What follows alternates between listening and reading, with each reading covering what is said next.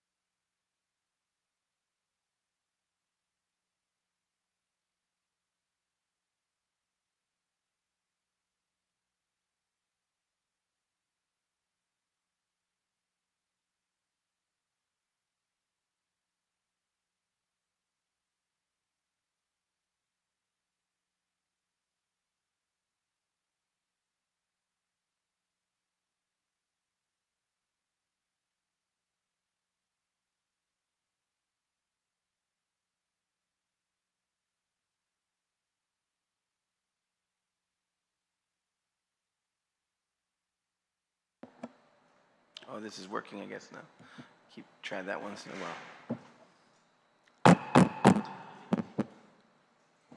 while. We're in recess for just a minute to bring in OFB, and then we'll be going in, the Committee of the Whole will be back in order. 1 minute recess.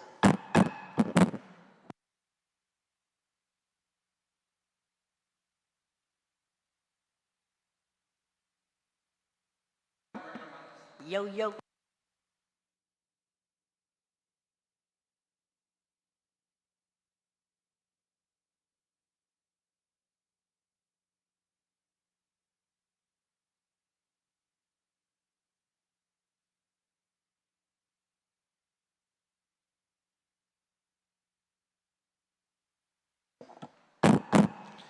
The Committee of the Whole is back in order. Colleagues, when we left off, we finished up with Department of Public Works. The next item is the Guam Contractors Licensing Board. OFB is en route to the table here. Does anybody have any questions for Contractors Licensing Board? Round one. Does anybody need OFB on that? And so I can read it out. The Contractors Licensing Board, the summary of the appropriations is from the fund is $892,589, and it is also $892,589 as a total. They also have federal matching, and that's the Guam Building Code Council, and the sum of that is $13,578. Any comments on Guam Contractors Licensing Board? Okay, going round one, round two. I'm considered that. Yes, go ahead, Senator Perez. Yes, thank you, Mr. Chair. I'm just wondering about, do they receive any revenues other than what we appropriate them, as far as like fees for contractors and such? We'll wait for OFB on that. Okay. I don't have the digest in front of me, so we're in 1 minute recess.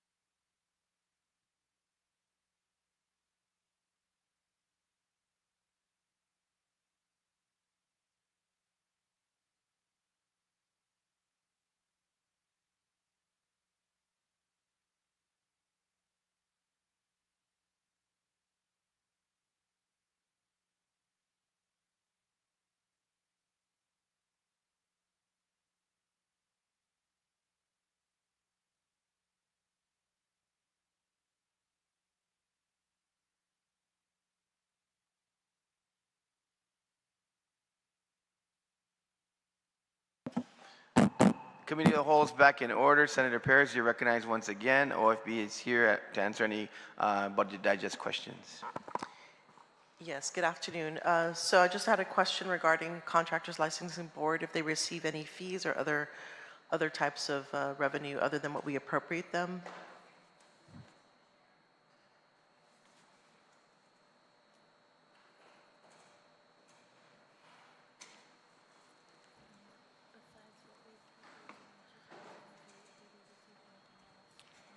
No, Senator. Their entire appropriation comes from their fund. Okay, because I believe, remember Marbo Cave incident, that what happened is that I believe they received some funds from that settlement. Do you know if that's accounted for?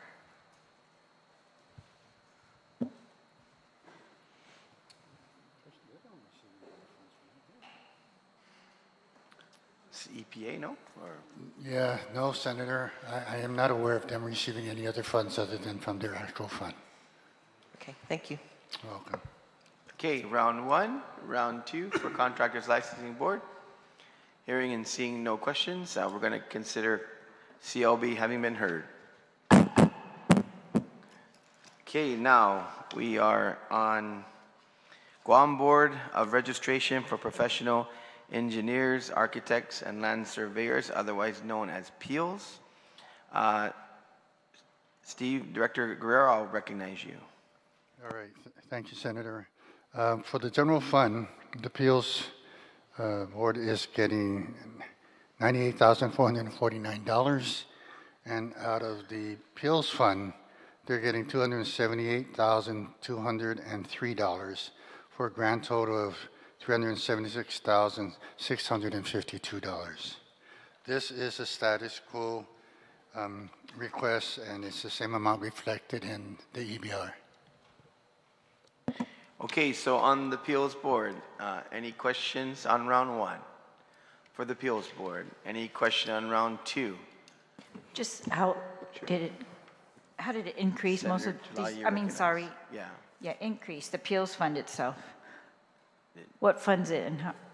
It has a very small increase, I think $10,000, but the other ones that we just went through are not increasing. That's correct, Senator. From what is appropriate in the FY25 versus what is proposed in the bill is about a $11,000 increase in the fund. All right. Is this, yeah, do you have any reason? Like, I'm just curious because this is for architects, engineers, land surveyors, registration, licensing. So, but then the other one where we're talking about contractors, it's like a status quo. It's actually minus from the FY25. And so I'm just wondering, what is this saying about our economy, right? Like, how could our contractors not be increasing with all those projects? I don't know. It's funded by their fees, right? Yes. Okay. All right. Well, thank you. Okay, thank you. Okay, round two, seeing and hearing no additional questions for appeals, we'll consider appeals having been heard.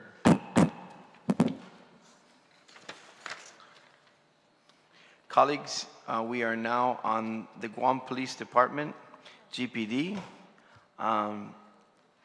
Mr. Guerrero, Director Guerrero, I recognize you at this time. Thank you, Mr. Chairman.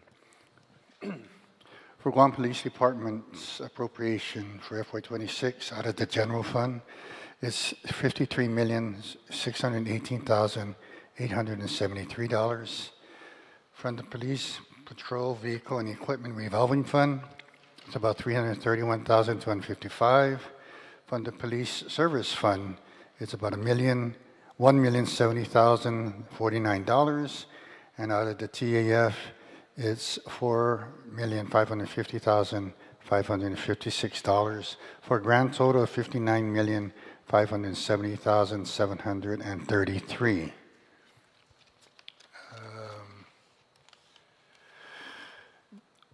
There is also an additional $87,690 is appropriate from the general fund to pay the Unified Judiciary GPD share of the 25% of the total annual cost of message switch maintenance with the National Law Enforcement Telecommunication System, known as the NETLEC. And they also have an additional $142,585 appropriate from the general fund for the Safe School Initiative for FY26. And they also have, an appropriation from the general fund of $1,085,311 for the 2026 cycle 20 police officers. And that's the appropriation for GPD. Colleagues on Guam Police Department, round one is open at this time. Senator Talatadegui, you're recognized.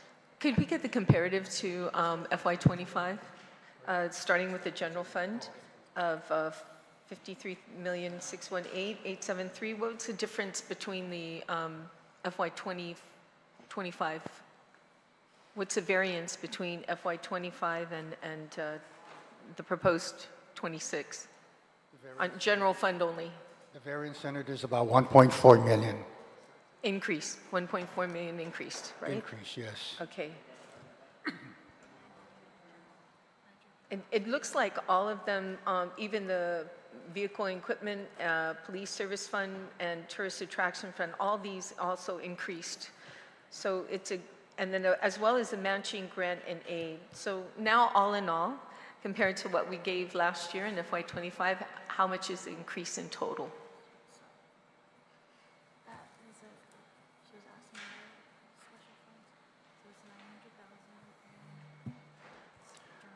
For the general fund, increase is about 900-some thousand, and for the special fund, it's about 500,000 out of the special funds. A total of, you know, 1.4.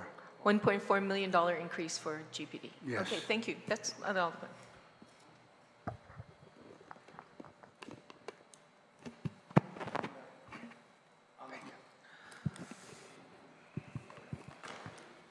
Use this one. Guam Police Department, round one. Guam Police Department, round one. Anyone? Guam Police Department, round two.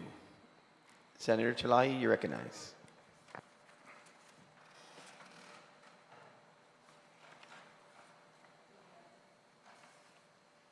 Yeah, handheld. It's going back and forth. Just to confirm, there's an appropriation in here that says $1,085,311 appropriated for 2026 cycle of 20 police officers. So that will be one cycle of 20 in FY26, right? That's all? That's correct, Senator. All right. How many did we fund last in FY25? 2 at least, right? I believe for the last 2 years, we've been funding law enforcement about 20 FTEs for each of those departments. I thought by the supplemental we gave it another, well, no. Well, I thought they had 2 cycles for GPD, but all right, at least we've got 1 cycle. I'm glad to see that in here. And the school resource officers that we funded by the supplemental appropriation last year. But this one, instead of getting an additional amount for the school resource officers, they're having to use their overall appropriation, which only increased by, by $8 million? The bottom line, Senator, is probably 1.4 million. Again, $1 million. 1.4 million. Yeah. So that increase represents also the cost of retirements and increments. All right, because the school resource officers $1.5 million.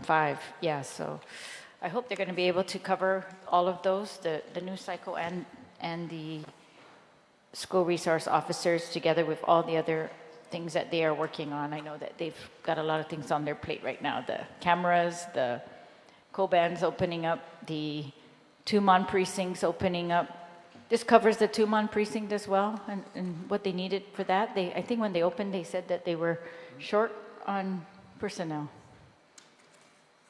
for the beach and the Tumon. That should be covered in GDP, right? That's where they got that. Yeah, let me check, Senator, real quick to make sure. All right, thank you. Test.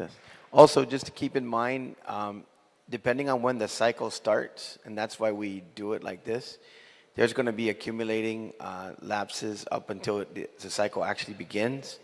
And then they won't be on the full payroll until they complete that cycle, and then they're, officially a PT.1, I believe. So that's going to accumulate as well.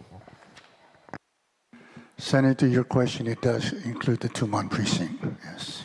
All right, thank you. GPD round 2. Senator Barnett, you're recognized. Sidus Masi, Mr. Chair, and good afternoon to the people of Guam. Thank you for joining us here. I hope you had a good lunch. I hope you got that Tanak. Mr. Guerrero, may I ask, are we tracking any lapses with the Guam Police Department? I'm sorry if that was asked, I missed it. Give me 1 second, I'll find that for you. Just don't be. While he's looking for that, I just want to also congratulate the body because the full implementation of the body-worn cameras has been reached. It was quite a long way to get here, as there were just a couple bumps in the procurement process. Oh, who'd have guessed?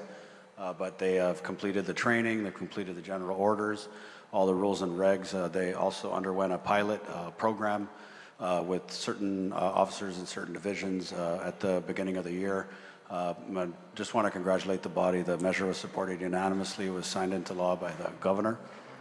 And it's on the front page of the newspaper today that they've reached full implementation. And as we discussed, there was really no debate on the measure. But it does add that added layer of accountability and transparency for both sides of the equation, for the police officers who were sworn to protect and serve, and for the civilians that interact with them. So just on that note, Mr. Chair, Sidus Masi for that. And then, and just talking with the chief, I'm under the impression that the 1.5 million that we're able to get into the supplemental budget bill that covers the school resource officers, I believe that there might still be funds available for that. So, and then, Senator, based on the tracking of their expenses and where we are today, they project to elapse about 2 million. But then again, I can say safely that by the end of the fiscal year, all the costs associated with overtime would normally just eat up this whole amount. So I can safely say with some confidence there will be no lapses by the end of the year. Thank you. So I know you did the comparison with the EBR, but the last fiscal year to this fiscal year, can you give the variance? Okay, give me a second. Sorry, thank you.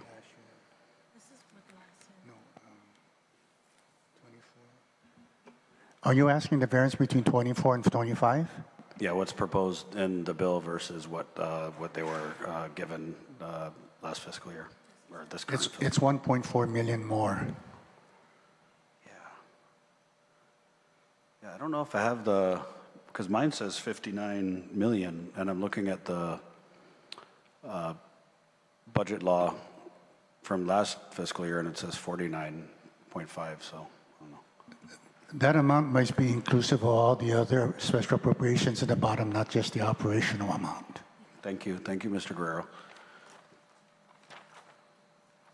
Nothing further, Mr. Chair, Sidus Masi. Magaʹhågan. Oh, no, sorry. We already deleted subsection 5, right? That was previously deleted in the GMH section. I believe that's going to be on corrections. Appropriated. Senator, we're on GPD still? That's going to be corrections. Yes, Senator Perez, round 2. All right, thank you. So the question I have is regarding the cycles, and I understand that they have been coming up short in regards to how many recruits. Is there any lapses based on that? Or, I guess if you can give me some insight as far as the expenditure regarding the cycles. If you're talking about previous appropriations for these cycles,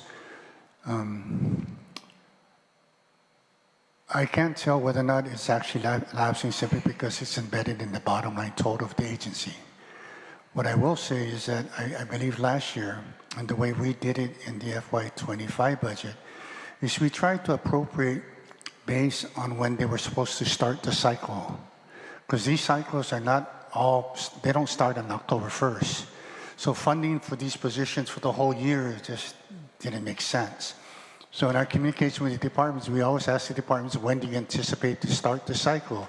So we can ensure there's sufficient funds to cover these positions throughout the cycle and when they become permanent. So I believe last year, Senator Tolai is correct that we did a supplement appropriation to bring back up to the level of what the budget was requesting for in FY25 for these cycles, because we made the adjustment based on when they were going to hire and start the cycles. But the supplemental, including funding for the whole entire year, which we thought at the time was really not necessary.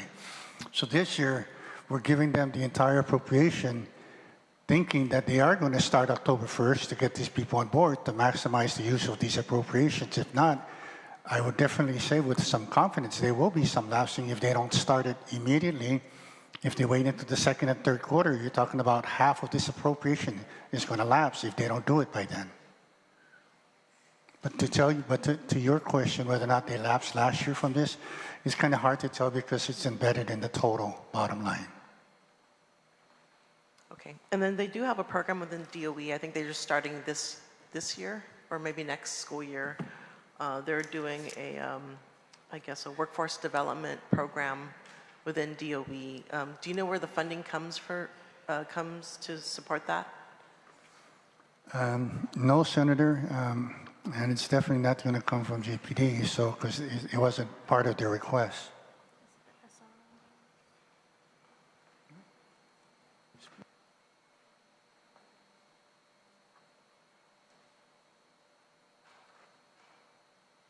Okay, so it's probably coming from DOE? Yes, most likely. Okay, all right, thank you. You're welcome. Ms. Masi, senators also keep in mind that when we set up for these cycles, one of the real issues is there's attrition, right? So when you have these PO1s coming in and you have retirement or any other reason for leaving the department, taking on a new job, or unfortunately going to heaven, then you have, that also generates the revenue internally, matches up. A PO1 and a fully retired officer in most law enforcement is the equivalent of 2.5 employees. So that's really kind of how they also regenerate for their cycles. On GPD round 2, anyone? GPD round 2? Yeah, go ahead, Senator. Thank you, Mr. Chair. I just wanted to offer relative to the police cycles. I know that this funds up to 20, and I understand all the comments about attrition, but I just wanted to state that the largest cycle since 1998 graduated in 2024, and this was 28 recruits. And so I know that the cycle currently in is a little bit short. And so I just wanted to offer that, and I'm sure GPD will have the flexibility maybe to move some monies around if they do end up with a big cycle, because we've done a few things to entice and incentivize applicants for the Guam Police Department. As you know, they in the last fiscal year they were granted a 26% pay adjustment specifically for the Guam Police Department, and the body also, with the unanimous support, passed the triennial retention bonus, which I'm very grateful to have been able to introduce and get signed into law. And this provides a $10,000 bonus upon outstanding review every 3 years for Guam Police Department officers. And so just to kind of put that out there, because you know, the chief has said in the public hearing room, one of the narratives that he puts out there is that, you know, police work has a bad vibe, for lack of a better term. And so I just want to say that I'm very grateful that the body has done things to support that, and the administration as well, with the implementation of the 25% incentive pay. And so again, I think that cycle's still open, so if there's any interest out there to join it, go on and join it and get yourself a great career in law enforcement. And you know, I just hope that we continue to see those numbers increase, and then we sustain the number of officers we have in the force through measures like the incentive pay and the triennial retention bonus, Mr. Chair. Now, these are not silver bullet solutions. These are not solutions that are going to lead to an increase in public safety personnel overnight.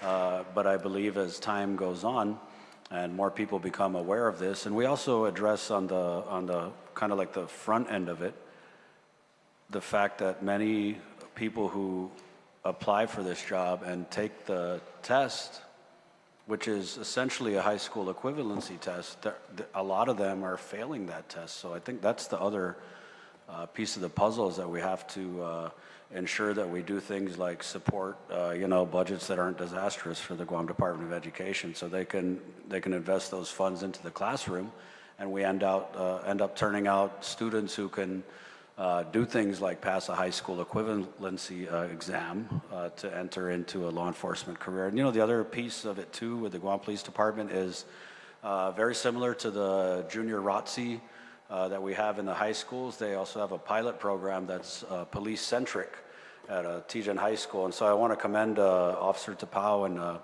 his division for the constant outreach that they do. And I'm hoping that this budget reflects the support of that. Because they're out there. We've reinstituted the drug awareness resistance education. I think that's a big win for our elementary school students. And they kind of had to get creative on that, because again, there were just some issues with procuring that curriculum from off island. And so they were able to get that support from DARE. You know, I know it was in Talafofo Elementary, also up at UPI. And so the Guam Police Department, for me, continues to move forward in a lot of the ways that we can support getting more officers on the street. But the issue is, of course, right now, we are short officers. And Mr. Chair, I know you've had your share of efforts to alleviate that. And so I would just say again, go apply and be a Guam Police Department officer. You know, you make it through that cycle, you end up with a very rewarding career. You know, the work is tough, the work is challenging, but the work is needed, Mr. Chair. So I just wanted to offer these words of support for the Guam Police Department, and I'm hoping that this budget proposal is, because I don't see any amendments in this chapter, and maybe they're in the miscellaneous chapter, but I hope that the budget is as supportive as the words that I've just spoken. So thank you, Mr. Chair. Jos Masi. Jos Masi, Senator. On GPD round 2. Okay, seeing and hearing no commentary, we'll continue. We call it as having been heard and continue forward. Now we are on the Department of Corrections. Yes, so I'm going to take a 1-minute recess just to make sure with the prior amendment.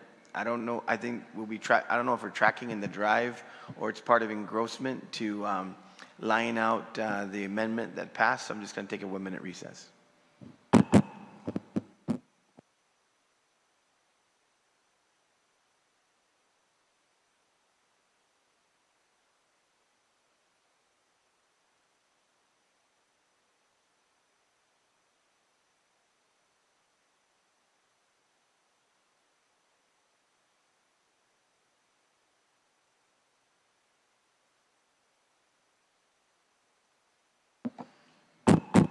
Committee on Rules is back in order. So yeah, so the clarification we got was it's an outright and it doesn't affect the revenue levels. So as we know, as we go through the chapter, it would be discussed in terms of what the appropriation level is, knowing that there's going to be a corresponding amendment embedded that will be handled in the engrossment process.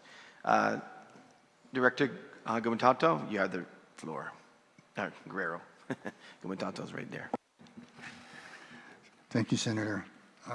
For Department of Corrections, the general fund appropriation is $34,234,475. Out of the Department of Corrections Inmate Revolving Fund, it's $936,927. And out of the Safe Street Fund, it's $19,995, for a grand total of $35,191, $91,397. They also receive an outright appropriation from the general fund in the amount of $495,252 for the cost and care of custody for prisoners confined at the federal facilities. There's also an appropriation of $87,690 out of the general fund to cover the cost of the cost-sharing initiative related to the Criminal Justice Information System Integrated Report.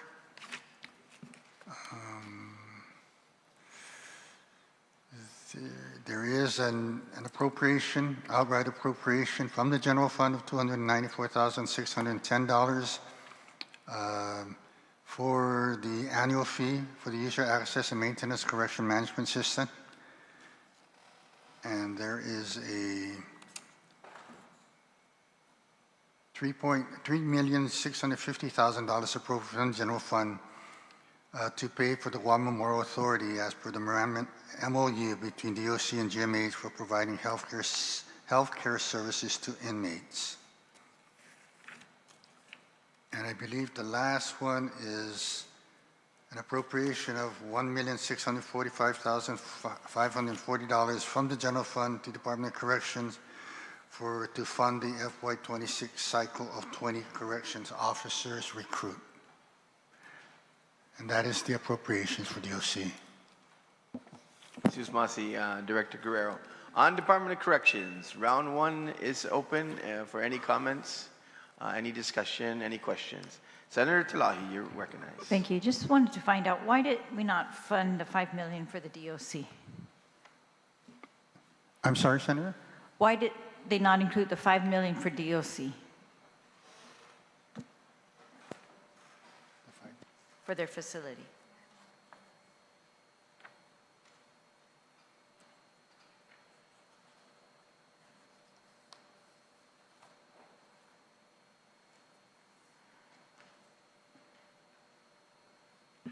Senator, when we were putting the budget together, the information we got at the time was that the contract for the modernization of the prison was actually canceled. They canceled the contract. There was no intent to use the money. We didn't know how long they were going to take to resurrect this negotiation, and therefore we didn't fund it in FY26 bill. But there is a $5 million appropriation that was initially appropriated in the FY25, which was amended, that took $1 million out of that $5 million for the service and maintenance of the prison renovation. My understanding is the $4 million is still with the department to date. All right. Well, my understanding is that they are still under risk of violation of federal law and being again under a consent decree, and that the safety of the officers up there is very much jeopardized in the current condition. So, and the former chief, current director of the Department of Corrections has been, he said, he's been very vocal in advocating that they need this $5 million this year, for this fiscal year, despite what we might have given them in past years, in order to fix the situation at least a little bit. If they're not going to be able to build a brand new prison, they still need to address concerns up there that is resulting in drugs being smuggled in and other things being smuggled in, officers recruitment, and those other things. And I'm just very worried that we're putting ourselves to save, a little money in this one fiscal year, we're going to be putting ourselves in a huge non-compliance situation again, where it's going to cost us millions and millions, and we won't have any discretion at that point of what we're going to fund or not fund. Right now, it's in our hands, and yeah, I think they should get the money that they need. Thank you. Senator, so you're saying you want to take their modernization funding and put it into their appropriations for operations? No, they don't have modernization funding in this That's bill. what this so is for. No, that's this account where the 4 million, Right. it's not 5 they million have anymore. that. That's correct. Yeah. We gave them that last year, Yeah. and they need it again this year. Another 5 million. That's what they've testified. But there's no anticipation of them going out for the contract and the modernization, so we wouldn't appropriate. This is what we've been talking about over and over and over again, whether or not we appropriate. As a matter of fact, if you go to the public law we talked about yesterday, there should be $15 million in there, which would have taken care of their entire contract. However, we weren't doing it. The only time we appropriated the 5 million was in 25. Yes, I understand that, and that's why I'm saying we shouldn't go backwards now. We funded them 5 and 25, and now it's 2026, and they have plans for this money that's going to help them to, even if they can't build an entirely new prison, to make it safer for those people who are working up there right now, the overcrowding, and to make us in conformance with the federal law that they're under, and the conditions that they are required to provide. So that's what I'm saying. I'm talking about the FY2026. So, Senator, what you're saying, the only way to do No, that... I'm not debating. The only way to do that, if you're saying that, would be you would asking- appropriate it to their budget for appropriations, not be, and they have to start from scratch right now to No, go the out. last time we did and- it, we gave it to them for infrastructure, right? No, that was in anticipation of them going to The 5 market. million. Because what happened was they had an active RFP in place to get their plan put together to go to market to get financing. So it was put in the fiscal year 2025 budget for that reason. That fell apart because that whole procurement that was supposed to be handled by Yes. DPW was $16 million. They didn't identify the revenue. So that appropriation stayed in there in anticipation of going to market. And then during the fiscal year, we went ahead and appropriated 1 million for their operations. So the only contemplation of what you're talking about is to take the modernization money and put it into their budget for operations. Otherwise, that would just sit in an account waiting for them to go to market under its original appropriation authority. It would not help them at all for operations unless we change the appropriation for that funding to go, like we did with the 1 million, into their operational capability. No, I'm asking why we have given up on funding them what they need to act in accordance with their master plan, to move that process forward, to make sure that they can segregate their facilities as they're supposed to ensure that we don't have, again, prisoner escapes like they're talking about in the news today, that we don't have. All of these other things are all related to the infrastructure and the renovations that they have requested from us. And so all I'm saying is this budget does not include that, but we were able to include it last year, and they are actively requesting that they need that money, notwithstanding what we gave them last year, that they still need that money. And I don't think they can move anywhere with just the 4 million. Thank you. Yes, Senator, again, and you're absolutely right. There are needs that the Department of Correction needs, like yesterday, to address some of the long-standing issues. But again, the intent of the $5 million since the inception of the law that created the Modernization Act was to be set aside annually to pay for the debt service for them to go out and borrow for the construction of the new prison. Last year, when the law was amended, that took the $1 million out, it was to help them, I guess, address some of the issues that you're talking about, which they did. Again, this year, you know, when we... I understand what happened. We gave them $5 million to move forward on their infrastructure, their modernization plan. Right. And then we came in later, and the legislature took 1 million out of that and gave it to them for operations and more immediate needs. But they are saying that in addition to what they have for their modernization plan, they need an additional $5 million in FY2026. That's all I'm saying, and I was asking you why it wasn't included. And you're making it sound like they don't need it because, yeah, but I'm saying that's very much contrary to what the director of the Department of Corrections is saying, and it seems, from what we read in the newspapers, contrary to what we can assume for ourselves, that their infrastructure has not been fixed, and we still need to assist them in this regard. That's all I'm saying. Thank you. And I agree with you, Senator. It's just, again, the reason why it wasn't incorporated into the FY26 is because at the time we put this thing together, Wait, what do you mean it's incorporated in FY20? It wasn't. I don't see it in here at all. it wasn't incorporated. Was not? Okay, Yes. all right. And the reason why, again, Yeah. is that if they're now saying that they need the $5 million, not so much for payment, but more to address the shortcomings in terms of renovations, upgrades, that's different. I won't argue the point that they need it, but that's not the reason why But we that's all intended to part. put the 5. Taking care of the renovation, that's all part of their master plan, right? That's what they're asking for. And I just want to make sure that what I'm hearing from them is that they've been asking for this, and I just want to make sure that you acknowledge that they've been asking for this and we've just denied them, as opposed to,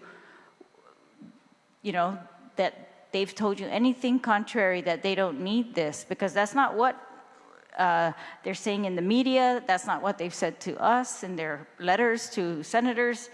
So it's just a kind of a blatant thing that they're very much vocally requesting the $5 million also for this fiscal year, in addition to last fiscal year, and that these are for the same reason why we started down this path in FY22.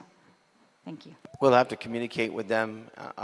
We'll give a call to Fred and find out what he's talking about, because if he's talking about for operations, we can just appropriate the $4 million right now because it's in an account and it has the money, and he can start doing whatever he needs to do.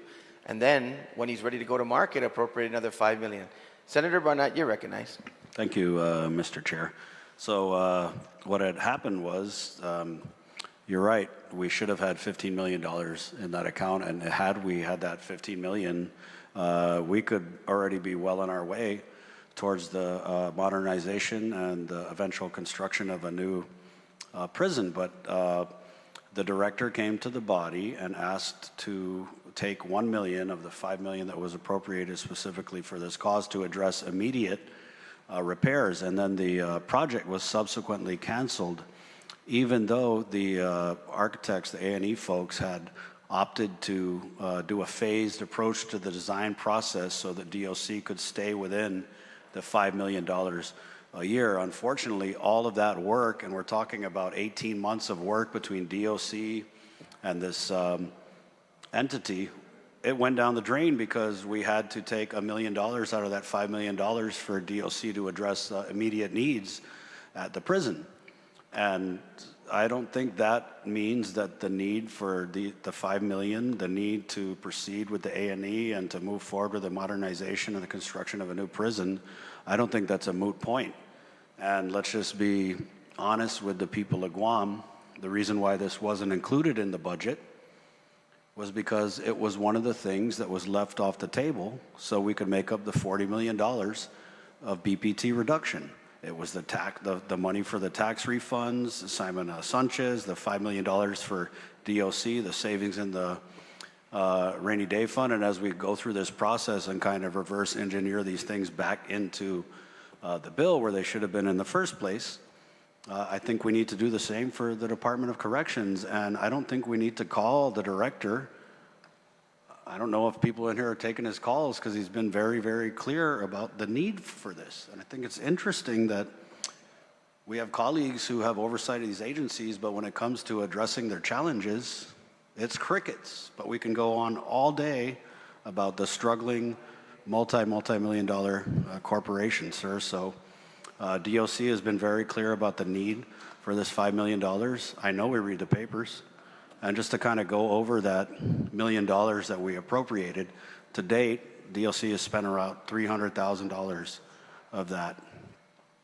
They're working on a MOA with Guåhan to provide DOC facility maintenance scope of work to assist DOC with projects like generators, electrical upgrades, ACs for the federal detention facility, domes, and admin offices. Guåhan is currently developing the scope of work and the RFP for these projects. And just on the recruits note, this fiscal year, DOC has hired 18 new recruits, 13 on July 28th, 5 on August 11th, and so they now have 17 recruits going through the training, as one has opted to not complete the process. So, Mr. Chair, I have an amendment that would restore the $5 million if you guys do the PDN. It's on the front page. The Department of Corrections director wants the $5 million restored to DOC in a budget bill. As I've said, they already have a vendor who's willing to work with them in developing these plans for the Modernization Act. That vendor's ready to go. We just need to restart that process. But of course, they can't do that without the $5 million. I just want to read this quote from the director here, Director Redaglio. Don't gamble with the lives of officers, staff employees, and the community of our island. Correctional facilities have been included as essential in the domain of Homeland Security because of emerging security threats. Director Redaglio called correctional security a critical component of Homeland Security, contributing to the overall safety and security of the nation by managing risk within correctional facilities and collaborating with other agencies to prevent and respond to threats. My colleagues, I know a new prison isn't sexy politically, but it's absolutely needed because of the risks and the threats, not just to the hardworking corrections family, but to the inmates and the detainees as well. And so I just would ask the support of my colleagues in passing this amendment that would address this need and would essentially kind of restart the process for the modernization and the construction of a new prison. I don't see how we can pass this bill without that $5 million appropriation, Mr. Chair. So, Sidus Masi for the opportunity to speak on this first round of the Department of Corrections. Sidus Masi, Senator. On the OC, Senator Gumtauto, round one, you're recognized. Yes, thank you, Mr. Chair. As the Chairman on Public Safety, just a couple of things, if I can, and some observations. Since I got elected and been sworn in, I've had plenty of engagements with Department of Corrections, and let me just say that when I think about the policy that is set, you know, do we risk the chance by this or past legislature, or sorry, future legislatures from taking money and doing whatever with it, especially on an issue that probably people are thinking to themselves, is it a real priority? Well, it is a priority to build a prison. But let me go backwards, because I think that couple things, when we think about vendors, from your experience, Mr. Chair, you would agree that if someone says, I'm a vendor, this poses a big procurement issue in terms of unsolicited or the like. I think it makes perfect sense that if you're going to go down a road, that you should do it correctly. But I want to also read this. February 10th, 2025, it was a memo from the Director of DOC to the Director of Public Works. He wrote, and then the subject line is request for termination of fee negotiations for A&E design for a new prison. It's in line with what you were saying earlier, Mr. Chair, in terms of how we're supposed to move forward on this. Let me just say that the director mentions that the request for termination would equate to having to restart a competitive bid design process for the new prison that may include potential changes to the new prison design related to the future housing confinement of pretrial inmate population of DOC. Mr. Chair, I've met on more than one occasion. I've engaged here. We've used the conference room here with multiple agencies to help build the new prison. The A&E for this new prison, with the $4 million that was appropriated by this body, is currently right now at the Attorney General's office, and it is awaiting their signature to proceed. Once that happens, okay, that's going to take an A&E, and you've done this before, sir. It doesn't take 3 weeks. This could be an 18-month to 2-year process to do A&E for a brand new prison to build on the 80-year master plan of the Department of Corrections. The initial $5 million, I mean, as we talked about it earlier, you mentioned it, it's been the policy. Why all of a sudden now there's this big push to get it done? Can we at least do the A&E first, see what our appetite for commitment is, and then move forward with the building of a new prison? GITA is in the room and are looking for financing options, Mr. Chair, to build a new prison. They were asked to come in and help. This is being shepherded by the Office of the Governor in tandem with DLM, because they are also making sure that the boundaries, believe it or not, the first bid didn't even have a map. It just said, oh, by the way, can you build a master plan? No map, just a plan. But this document that's in front of the AG is there to proceed at some point. Now, I think it's probably very measured for us. There's an appetite for this $4 million to go to the A&E, and maybe at some point, when we're ready to build a prison, I'm hoping that we can identify funds in this next couple of months to help along that way, but that'll probably only build phase 1. But the budget for DOC, what we're talking about today, Mr. Chair, it addresses the needs of DOC today. And the cycle is important. And at some point when you build a new prison, the numbers that you'll see in their staffing will probably be reduced when we finish a modern facility with the modern technologies that we are seeing today. So while I appreciate some of the discussion today, to not gamble with lives, it wasn't us at this branch that wrote a letter on February 10th to the Director of Public Works, but now they're in the room now, Mr. Chair. 3 consecutive meetings, and we are prepared to wait for them. Hopefully, maybe it's signed today, and then we can proceed with the construction of a new prison. So, Mr. Chair, that's all I have on this, and I'll wait for more for round 2. Jesus Masi, Chairman, and Senator Gumatalto. On the DOC, Senator Tadigui, you recognize. Thank you, Mr. Chair. You know, Mr. Chair, I've been in contact with the director of DOC. Actually, he's been very vigilant about contacting most of us here and giving his concerns on DOC, many of us. And he's been very, you know, on note when it comes to information that we need to ask and for him to you know, look it up and find out where the money is at. Now, from what I gather, Mr. Chair, you're right when you mentioned about the $5 million that was appropriated for the infrastructure for this new prison. We took $1 million. We took it out of the $5 million to allow them to use for operational infrastructure repairs. I think the air conditioner was a big issue that they needed assistance on for $1 million, and left is $4 million. But according to the director, the reason why they didn't move forward with the master plan and the A&E on it is because they didn't have enough funding. It came up substantially higher than what they anticipated. And DPW was assisting them in that manner. So if they are coming up with a higher amount on what it's going to cost, then why hasn't, you know, I'm wondering why we haven't appropriated that money to keep moving, get the ball rolling, to keep it rolling instead of stopping and waiting.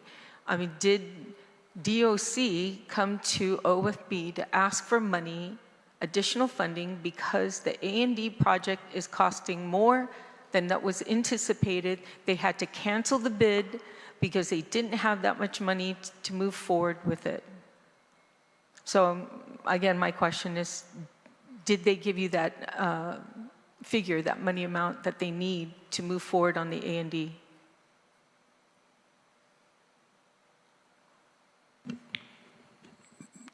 Did they ask for it, Steve? In other words, knowing that they didn't have enough to move forward on the A&E because it cost too much more than what they had. Yeah, I don't recall any correspondence with DOC regarding that particular matter. All my knowledge of it is simply from what I've been hearing and stuff. Again, like I said, the only reason why it was not there is simply because, like you stated, the contract, and we knew the contract was canceled, and Yeah. we didn't know whether or not they were ever going to do that. They have $4 million now they can play with, whatever that could help. And if down the road they need funding, then I guess that's something we're going to have to address. Okay. If I'm not mistaken, I think it was a ballpark of $16 million is what they needed, but they only had 5. So they had to cancel the contract because it was substantially high. So I was wondering if they even came to us and saying, look, we need additional funding for this to move forward. And it's obvious that, okay, you answered my question. They haven't. So I think, Mr. Chair, you mentioned earlier about getting hold of Chief Berdallo, or Director Berdallo, to find out what that money amount is. And if there's any opportunity to use whatever they have plus the additional $4 million to move forward on this contract for the A&E contract, where are they short? Thank you, Mr. Chair. Ms. Masi, yeah, and I think we got to find out also is, was it DPW, if they were doing the procurement, were they supposed to have had that appropriation or within their budget? Because I'm sure unless DOC transferred to them. Yes, that's what I was told. And so that's probably what happened. So we really got to talk to DPW as well. Right, that's what I was told, that DPW had some funding, but not enough. So they used some of their money plus whatever DOC had transferred over. But like I said, the amount came up to $16 million, and they were very short, so they had to cancel the contract. Thank you, Mr. Chair. Yeah, so I think we'll contemplate a standalone appropriation. On DOC, yes, Senator San Agustin, I think you're very familiar with this process. Yes, Mr. Chairman. I'm going to ask the question to Steve, because Steve and I were gainfully involved with DOC back then. Defunto Robert Camacho came to our office, and we sat down. We said, hey, okay, let's figure out a way how to help you guys, DOC. Then that's how the modernization bill came about. It started out with approximately maybe $60 million to do it. We sat down with DOC, and then DOC, without having to pay any money up front. Am I correct, Steve? Pay money up front to get somebody to come up with the design and the whole plan of DOC. Am I correct, Steve? There was no money up front first, right? You're correct, sir. Okay. Then what happened was the folks came in from the mainland. They presented the design. Then all of a sudden, what was 60 million became 160 million. And we were in shock. We're like, oh, holla handbrake, nanganauza. And then we told DOC at the time that, hey, take a look at the plan they presented to you. Because we introduced the bill on the Modernization Act. It was intentionally with $5 million to start out, and for them to go to GITA, to go to the bond market and maybe get $60 to $70 million, and they can start. And the initial plan was that they were going to take a look at that whole plan they had and trim it down, so that they would have enough money to get the program going. And then all of a sudden it kept changing. It started evolving. And we're like, can't do it that way. And not a single penny yet was used. It was the best way, get the biggest bang for your dollar. Then all of a sudden it started changing. And then now we have a new DOC director. I understand where he's come from. He wants to fix it up. Sure. And then what we did on the budget was they said they were going to go to market, so we added the $5 million. Remember, the key of the Modernization Act was to go to the market, not go, give me 5 today, and then give me 5 next year, and I'll fix it. No, that's not how it works. Modernization Act is to modernize the whole system. And I'm willing to support DOC, but we got to do this correctly and with a sound financial move. So if they're saying they need money today, then I've got my staff already drafting up an amendment to get them to use the $4 million to do what they can today. But go to GITA, knock on their door and says, can you go to market? Because in order for it to be put in the budget, on the debt ceiling, you got to really first knock on the door. You got to go to the market and find out what the appetite is. Because if you're going to keep on saying, I need $5 million today, I need $10 million tomorrow, Doesn't work that way. Why? We have to admit the GSA program and all these other programs that exist, it's not working. Simon Sands is a very good example. Thank God we gave it a DPW. They got a project manager. The bid's going to be hopefully awarded soon. They're going to get ready to ground break. When they do that, then the debt ceiling will get involved to pay off the lease to own. But my belief is that in order for us to get DOC on track, stop talking about what you want to do, get a true plan, get it to your committee chair, then start talking. But don't be asking for money that you need money for other things that you need to fix today. And I think the $4 million may be able to assist them, get them on their feet, get them to seriously start thinking. Because I get the same message I think everybody's getting. We need to do this, need to do this. There's a lot of things we need to do. But you need to sit down first, hold a handbrake, slow down, get a plan together, get somebody to present the plan. Let's see how it can work. And if you need to get it with DPW because you don't want to go to GITA, then so be it. But I just say $4 million, we roll it over, give them a shot, fix what they can today. Then we'll discuss later when we need to put the $5 million in. Truly put it in to have a bigger bang for the dollar. Thank you, Mr. Chairman. Usmasi, Senator San Agustin. On DOC, round one. DOC, round one. Anyone wish to speak? No one? DOC, round two. Anyone wish to comment? DOC, round two. Senator Tadegui. Thank you, Mr. Chair. You know, it gives us a chance to talk to the directors individually on this budget, just to make sure that we're crossing our T's and dotting our I's on this. And according to Mr. Badallo, ARP funding of $700,000 was given to DPW to go out to get a contract for an A&E for DOC. And that amount actually came out to the bidder came back with $16 million in cost.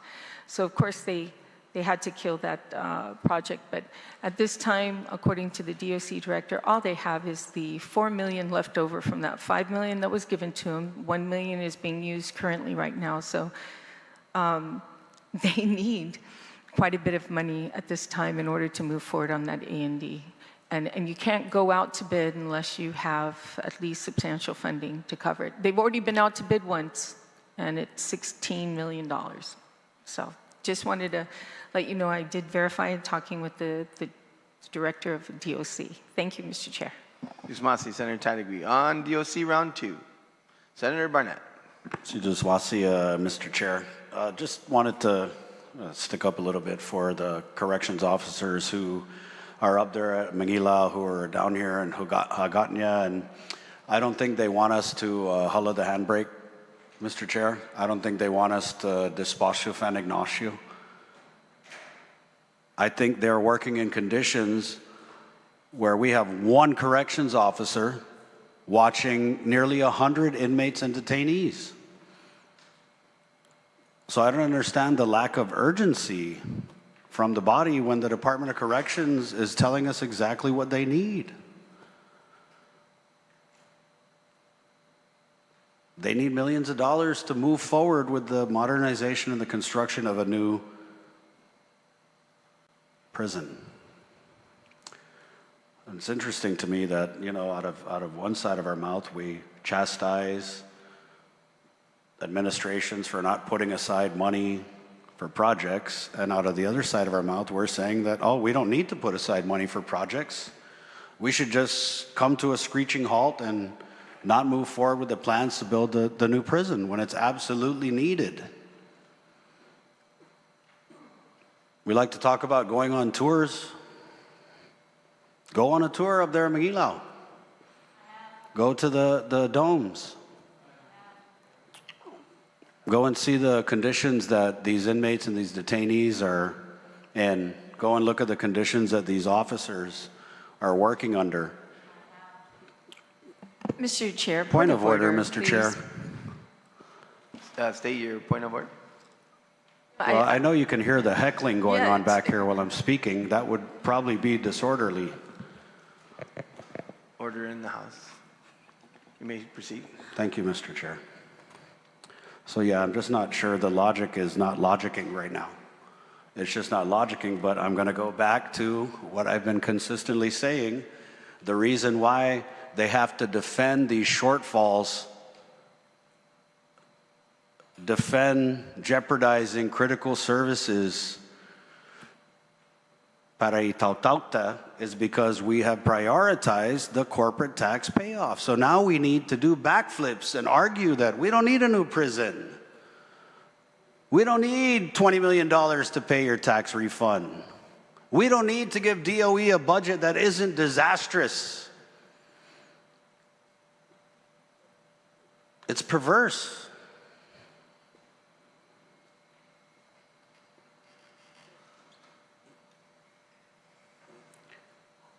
And it's clear as day what the priorities are, especially when we decided as a government that we need a new prison.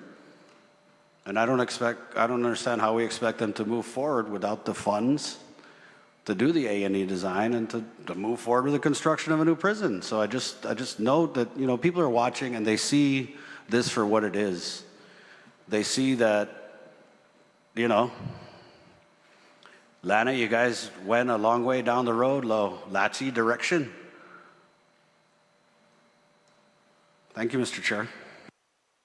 Ms. Masi, on DOC, Speaker Frank Blas, you recognize.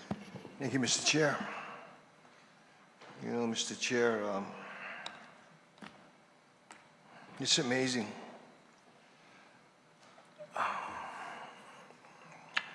There was more money last year than the year before,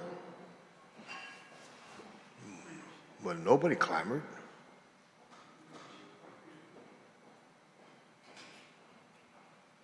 But we clamor now. We clamor now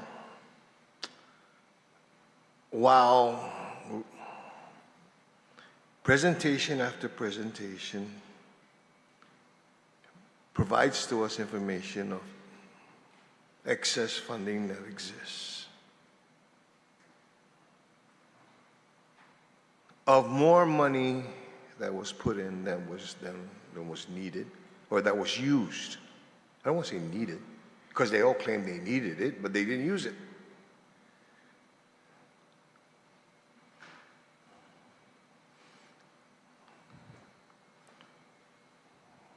Who's the privileged now?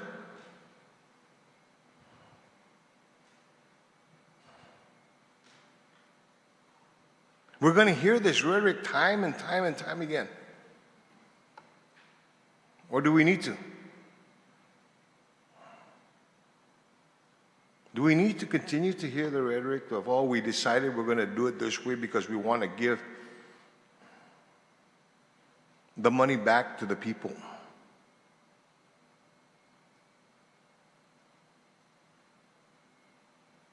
Really?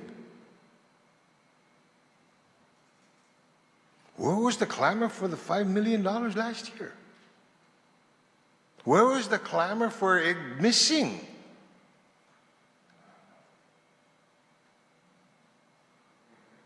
Where was it when it went missing?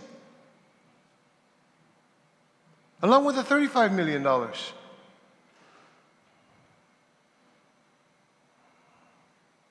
Was there any clamor? No. Because the cat got fatter.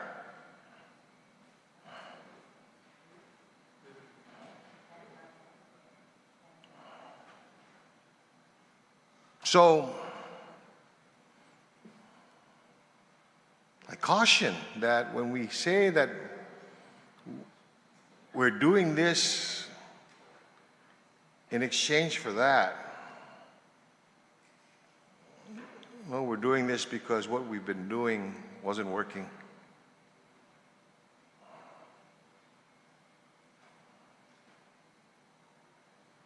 And if it was working, we wouldn't be having these conversations.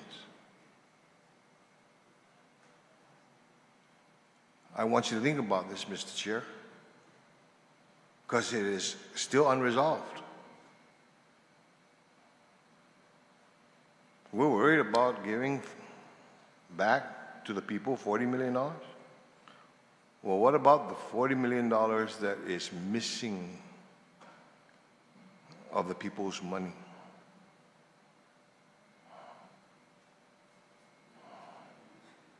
What about there? What about the constant overages in funding that exists year after year at the end of the year, yet we clamor for more?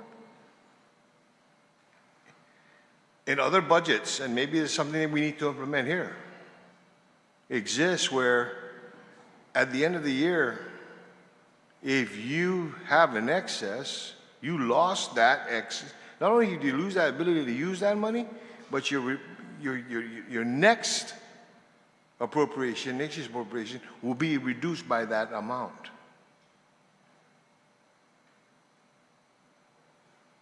Because we tend to forget this is not our money. It's the people's money.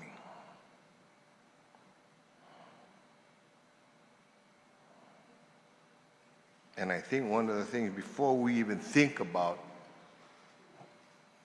why we shouldn't reduce, give back the people the money, maybe we should answer where the people, that $40 million went to. Thank you, Mr. Chair. Ms. Masi, Speaker Blas. Round two, DOC, Senator Bohr, you recognize.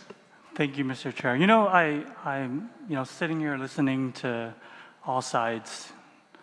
And I guess my question, I was able to at least hear the current chair's logic in regards to his position on where he is with funding DOC. And you can call me out of order. And I'm curious, anybody in this body, if I could pose a question, Mr. Chair, to anybody in this body who was here in the last legislature, explain to the public why DOC is still the way it is. Because this expectation that all of a sudden we are in charge, we're putting a budget together, now all these problems, we were supposed to come and solve every single thing because apparently it just happened in the last 7 months.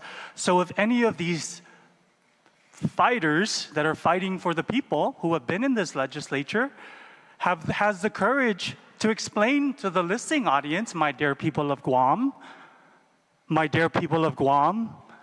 if they would like to explain why DOC, because again, when you look at project management, you look at execution of projects, you look at construction, they don't just happen overnight.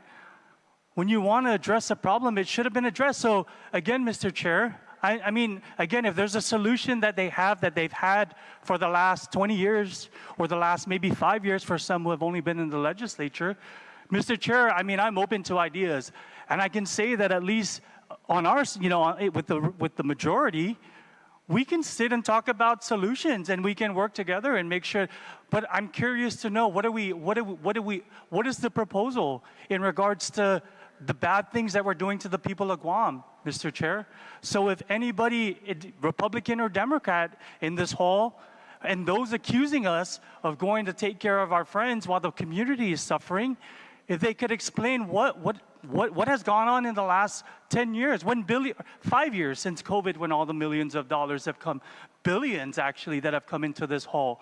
I think that's what the people need to know. And like Steve said yesterday, when he was working with Joe, everybody commended him on the work that he did. But apparently, and I'm sorry, Mr. Guerrero, and thank you for continuing to work with us. I'm sorry that you're being painted at your credibility. I'm sorry. At the outside, people are wondering, what were you doing when you put this budget together? And it's sad because now they're wondering. My wife asked me the other day, well, who put the budget together? Who worked? Steve Guerrero. My wife, his auntie, Diane Guerrero, worked with Steve when he was working with Joe. That's my wife's auntie, the dad's sister. A lot of great praise for the work but I'm sorry, man, new guys sitting here. Steve, I don't know, man. Chris, Mr.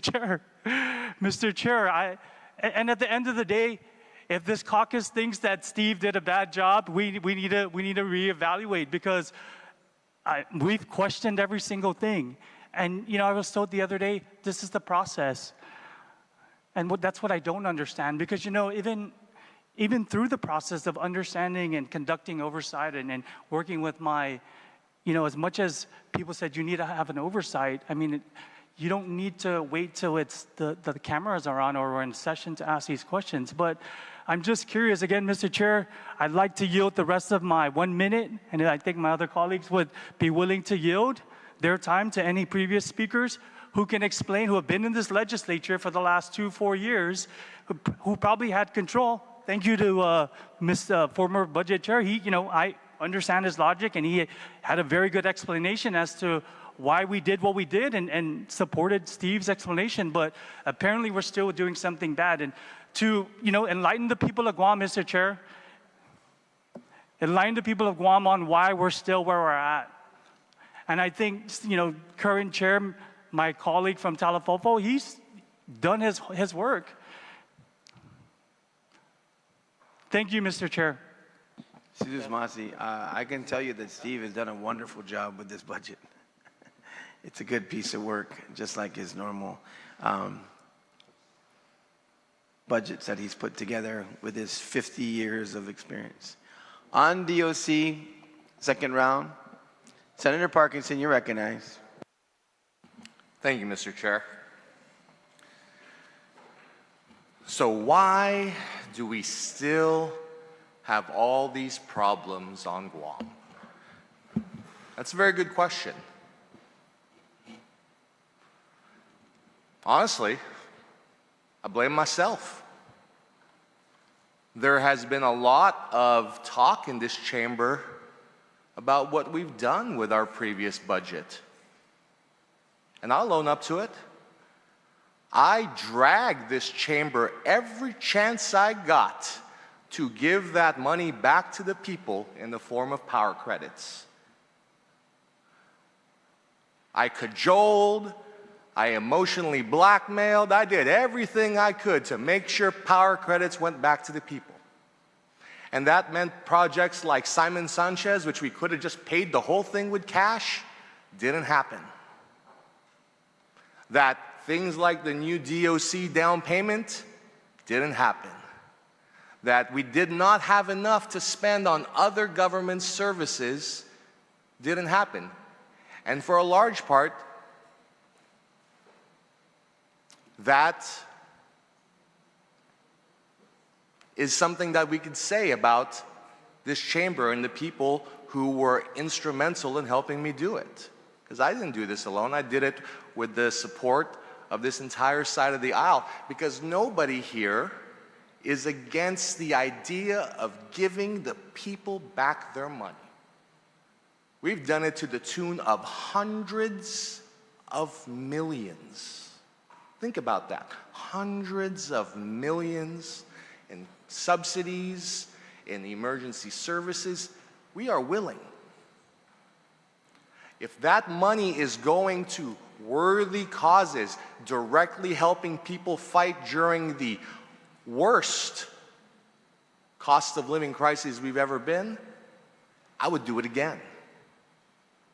If this body wanted to use $40 million, about 0.5% of the BPT, and put it directly into power credits, I would 100% support that right now. I would raise my hand for it.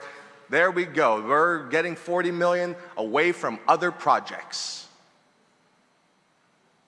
But what I'm not okay with is permanently cutting off our revenue source. Giving out a power credit or other subsidy, or putting it into Simon Sanchez, or putting it into any worthy program does not reduce that revenue source forever. Reducing the BPT does. That money stops coming in the moment we do it. And that has reverberating effects as the years go on. This year it's 40 million, and next year it'll be 80 million. And the year after that, 120 million. And on it goes. This effect adds up the longer we let that madness continue. What I am not okay with is $40 million primarily going to the top 1% who need this funding the least. As somebody who has been guilty of giving $150 million to the people, $40 million is not a lot compared to that. But who it's going to matters significantly. It is not about whether we are willing to give to the people of Guam or not. Make an amendment to send this back to 5% and give it all to the people as power credits. Hey, I'm right here with you. Give it all to Sanchez, give it all to the hospital, give it all to the police, give it all to the hospital. Whatever 40 million we can do with that, it is better than giving it to the top 1%. The multimillionaires who need it the least. This was, I hear this term, this BPT went up and nothing got better. That was never the point of raising the BPT. The BPT was there to cover a bullet wound. It was raised enough to cover the status quo. We once upon a time had a governor park hearses outside the building because of how critical raising the BPT was. And how soon we forget. Let's not repeat the mistakes and follies of the past. Thank you, Mr. Chair. Usmasi Senator, on DOC Part 2. Senator Terlai, you're recognized. Thank you. I agree with the previous speaker and those before him who remind us that there's no need to be hostile to these directors for their inability to complete a prison when we only gave them $5 million and then took away $1 million because it was an emergency situation, kind of like what's been happening at GMH. We've been trying to give them money, but they can't get out of that hole to move forward. They're still taking care of the back. They're overdue. But as to the prison, you know, I'm not understanding really why we are, as a body, being hostile to their request. There's talk of privilege and rhetoric, and there's flip-flopping on lapses. When the judiciary was in here last night for lapses, oh, give it to them. Of course, give it to them. But when DOE was in here for lapses, it was such condescension. Same thing with DOC. Why? They weren't able to use the $4 million. We heard the explanation. The quote they got for A&E, and they have a plan. Somebody said they need to make a plan. They have a master plan. They want to do A&E on it, architecture and engineering. They went out for a bid and were given $16 million. So obviously their $700,000 ARP they learned was not enough. The $4 million is not enough. And they need more, so that's what they want. They want enough money to pay outright for A&E. Then they will have a design, just like Simon Sanchez had, that they can go out and construct.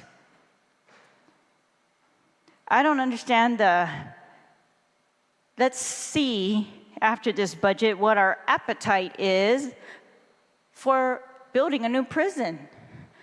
That was a policy that we decided on after much discussion, and if this legislature is reversing that policy by this budget, saying we no longer need a new prison, that's not our policy anymore, then it's kind of a hidden way to do it, not very transparent. I don't understand when we are appropriating all the lapses that even for 26 in this bill, how are we going to wait and see if we get enough money to build a prison or even to give them $5 million more? And in any case, whether they're going for the bond, they're trying to get financing, in any situation, what they need to prove is that they are going to have consistent funding. And then the legislature is going to be flip-flopping on whether we really need a new prison or we don't. I thought we made that decision a long time ago. And I thought we want to help them to get it done. The judiciary is not having to build a new prison. They just get to send the people there, overcrowded as it is. But it's this agency who we want to be hostile to, who's just trying to do what we've mandated them to do, pursue a new prison, because we can't fix that other old one to be enough, to be safe. And we do not, as a policymaker, want to put our people who we beg to work there in danger, knowing full well that they are in danger. Knowing full well that our community is in danger. Our community is in danger. That's what the Department of Corrections director tells us. Because there are challenges to them. They cannot keep the prisoners in. There are safety hazards. It's been going on for years. We were taken to court. We were mandated to improve, and they did. But the facility's too old. They can't even automatically lock the doors. They laid it all out. They did a lot of work to create a master plan. And now that they're finding that they haven't got the commitment of the legislature to really go through with this plan, it really is going to look like a huge waste. But I really think, more importantly, it's a huge risk. It's actually, it's the opposite of a solution. It's a new policy that we are not going to solve the prison. We're going to blame it on somebody else. Thank you, Senator, your time. I appreciate that. Anyone else? DOC, second round. Senator Guåhan, you're recognized. Mr. Chairman, I'd like to yield my time to Senator Gumatao. Second round. Sure. Thank you. Senator Gumatao, you're recognized. Yes, thank you, Mr. Chair. And just a couple of things. This conversation is turning into logic versus priority right now. But let me ask, if I can, Steve, again, this fiscal year versus the proposed budget, what is the difference between the two budgets? Are you talking about total, grand total? Yeah, in grand total, yes, sir. What we are proposing... Or how about minus the prison? Oh, just the prison. Minus the prison. Minus the prison. Minus the $5 million in its operations. What's the total amount of money? The budget request, operations-wise. For DOC. Yes, we're still on DOC. So get the total. FY25 versus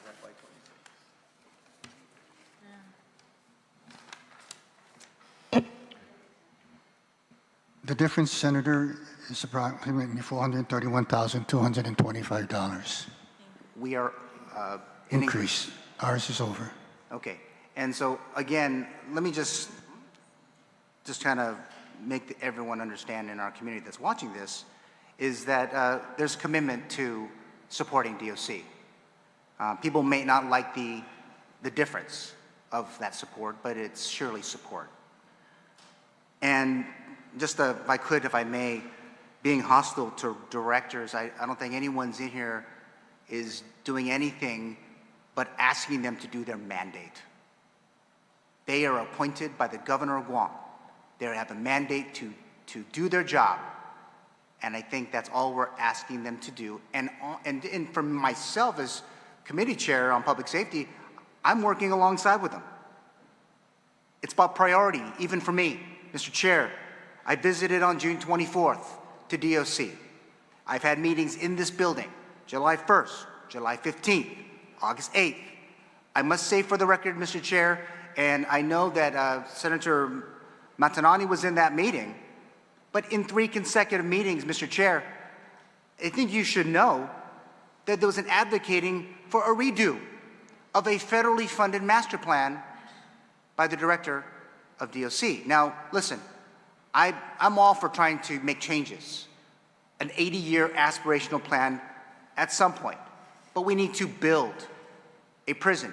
I wasn't sitting there trying to talk him out of changing a master plan. I was trying to talk him into doing the very first step, which is to provide the A&E for a new prison, using the $4 million, a commitment from Public Works that today is currently in front of the Attorney General of Guam for his action. Before this session started, I communicated with him. He is waiting for it. He is looking to get it and then to push it forward. Now that process, Mr. Chair, as we all know, the RFP process, the actual A&E, the work itself, once we award, that process is going to take, from your experience, maybe 18 months, 2 years, right? And then in that time, this branch is going to perhaps appropriate for a funding source, because in those same meetings, Mr. Chair, the newest member of this little group, Tina Garcia, new administrator, is committed to finding a funding source to build a new prison. Again, despite him wanting to maybe make a change and communicating it in mass and social media, the policy is to build a new prison, and I'm here committed to doing that, Mr. Chair. And I agree with our senator from Jigo. Yes, working with DOC to make this happen. Not doing the opposite, Mr. Chair. Not at all. And when I asked earlier about the numbers, Mr. Chair, that, yeah, I appreciate my good colleague from EPAN talking about the DOC guys and what they're looking at. That's what we're trying to accomplish with their director. I mean, I'm not the one who canceled in February an RFP. That wasn't me. I just got in. I'm just trying to help him build it. I think I'm not sure why. He had the money. Guess what? From the last legislature. And in fact, that first $1 million, Mr. Chair, we're still waiting for GURA to tell us whether or not, by the way, they've engaged GURA, full disclosure, to assist for the projects, to help them get up to speed. Mr. Chair, it has everything to do with trying to get them safe, to provide a safe environment for guess who? Not just the employees, but for the people that are incarcerated there. It goes both ways. I mean, we've seen in this budget a commitment to take care of the health needs. That's why we moved it away from this to GMH so they can assist. Again, I just got here 7 months ago. This has been a problem since last fiscal year, and the fiscal year before that, and the leadership on that. All we're trying to do is, again, address their needs today. I'm excited about the new cycle. I went to the graduation, encouraged them, along with the governor of Guam, to say, hey, make sure you guys are doing your part. But as we found in recent weeks and months, there are problems, and they need all of the support they can get. Mr. Chair, these meetings with the administration on the building of a new prison has the attention of the federal government. Because for the first time, Mr. Chair, since the enactment of that law that we were talking about earlier, it's the first time there's been a commitment to build a new prison. There is not a single person in this community, Mr. Chair, that would argue whether or not doing an A&E first with a map, just so I can say that, as a former director of land management, you could agree, with a map to build a new prison. The boundaries, where it could go, so that a designer can put the new prison in a place that would be very functional. By the way, Mr. Chair, to address power, water concerns, that, for the record, happened way before I came in, again, 7 months ago. The new design will modernize a prison on their own footprint. Because as we found, Mr. Chair, people were building around it. I mean, wanting to live next to the new prison. Again, we did not discover that until we got the map. So, again, just to kind of go full circle, Mr. Chair, it's currently with the Attorney General. I am confident that he will, again, he will do his job and he'll move us forward in this bid. But Mr. Chair, again, $5 million to show a commitment for a loan in the future. Okay? How many times did the Guam Legislature appropriate $16.3 million for a new facility in each budget for different causes? Mr. Chair, this is about how to prioritize and to execute the laws of Guam. I don't think that's a hard ask. They ask us for funds. They ask us for mandates. We do, that's our role. And then when it's their turn to say, okay, let me jump on Facebook and let everybody know that these guys aren't really paying attention, with all due respect, Mr. Chair, I've been communicating with the leadership of DOC as the chair. And by the way, Mr. Chair, I don't know, I was in that public hearing too. I'm looking around, I don't have to look at the list of who wasn't. But I believe what we have in front of us is a responsible budget. To get them through this fiscal year, we will build, Mr. Chair, a new prison. Thank you for the time, Mr. Chair. Suswasi, Chairman Gumatauto. On DOC Part 2, I think that's, we got this, okay. Senator Perez, you may proceed. Okay, so in order for procurement to happen, there has to be dedicated funding source. And so we were just, through this process, we learned that we are $11 million short with the RFP. So to me, to say that we cannot provide you more $5 million at least is not helping that cause. In fact, I feel that DOC is a sister, they're living parallel lives with GMH. They are just as needy as GMH.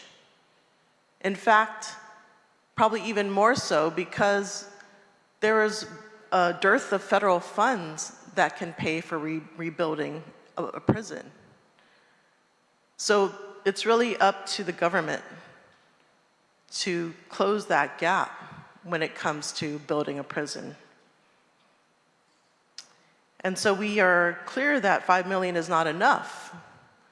$16 million is what's perhaps needed, but we know when we delay any kind of construction, the cost goes up, and oftentimes dramatically. And I think that the time is now to put money aside for the build of this prison, especially the conditions that are happening there, the lives of the correction officers, the lives of even the prisoners, perhaps, are at risk. It's not a standard environmental situation there.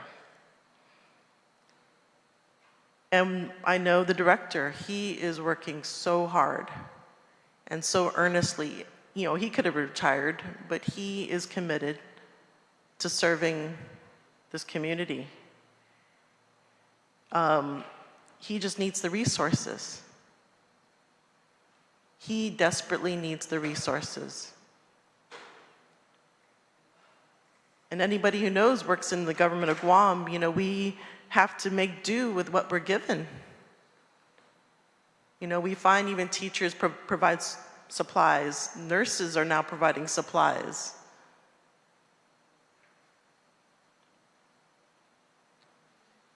You know, I think the need is here. The need is now. We need to supply more funding to DOC. We cannot continue to look the other way, especially now that we know on public record they need at least $16 million for a construction.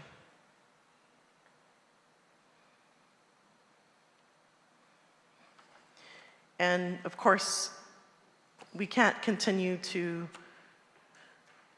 put them at risk, put our community at risk. This is one of the basic foundations of the government, one of the basic services the government provides to our community is the safety of our community. You know, to fund one and not the other, you know, we are leaving ourselves vulnerable. We need to look at it holistically. And, you know, I think the funding is there. The $40 million that we're going to give to the rollback, we can divert that funds to pay for construction of this prison, which everyone will benefit from on Guam, our businesses included. I know there's a lot of this polarization, but each of us are an important part of this community. And our job here today is to figure out what are the needs. This is a need that we cannot ignore versus the wants or this is the need, probably the neediest of the needs out there with the hospital and the schools, which all contribute to the value of our community.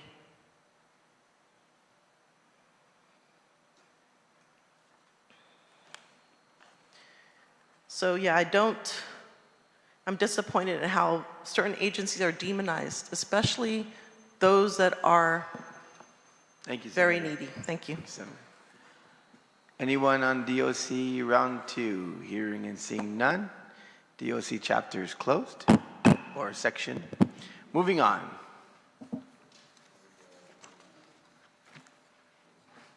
We're not done yet, sir. We've got many more sections. So now we are on Department of Agriculture under the executive branch. And Mr. Guerrero, I know you've been sitting there for a while, but you're recognized again. Thank you, Mr. Chairman. For Department of Agriculture, their appropriation out of the general fund totals $4,546,732. Out of the Guam Invasive Species Inspection Fee Fund is $1,235,860. For the Guam Plant Inspection and Permit Fund, it's $103,322, and the Rabies Prevention Fund is $52,789 for a total accumulated of $5,938,703. In addition to that, they also are going to receive $142,584. This is to fund the Guam Animals in Need, referred to more as GAIN. And they will also be receiving $200,000 from the general fund to cover the cost of the Civilian Volunteer Conservation Officers Program. And they also will be receiving a total of $450,000 appropriated from the general fund, again for GAIN, but for specific for the spay and neuter program for fiscal year 2026. Jesus Masi, Mr. Director Steve Bork, Guerrero. I know sometimes they call him Guerrero. Okay, on agriculture. Anyone wish to speak round 1 on agriculture? Anyone for round 1 on Department of Agriculture? No. Okay, we have a taker. Senator Perez. Thank you, Mr. Chair. So I do recall in Department of Ag, they've been very successful in getting federal funding, I believe 12 million in fact. But I just wonder, has their funding been affected? And if so, how many personnel are going to be impacted by this?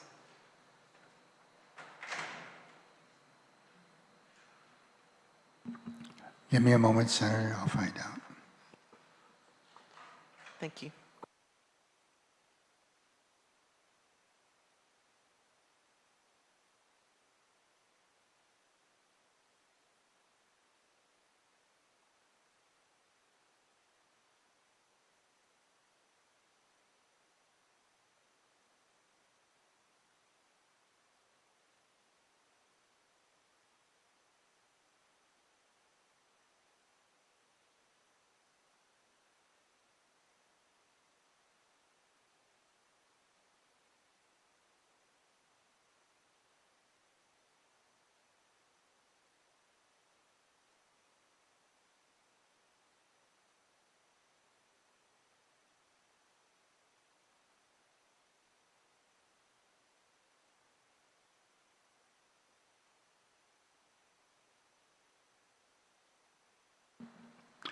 Senator, to answer your question, we did not receive any information or heads up regarding any one of their programs, federally funded programs, that would be effective for 26. I know USDA has been cut quite a bit, so yeah, okay, so we have to reach out to them perhaps to figure out.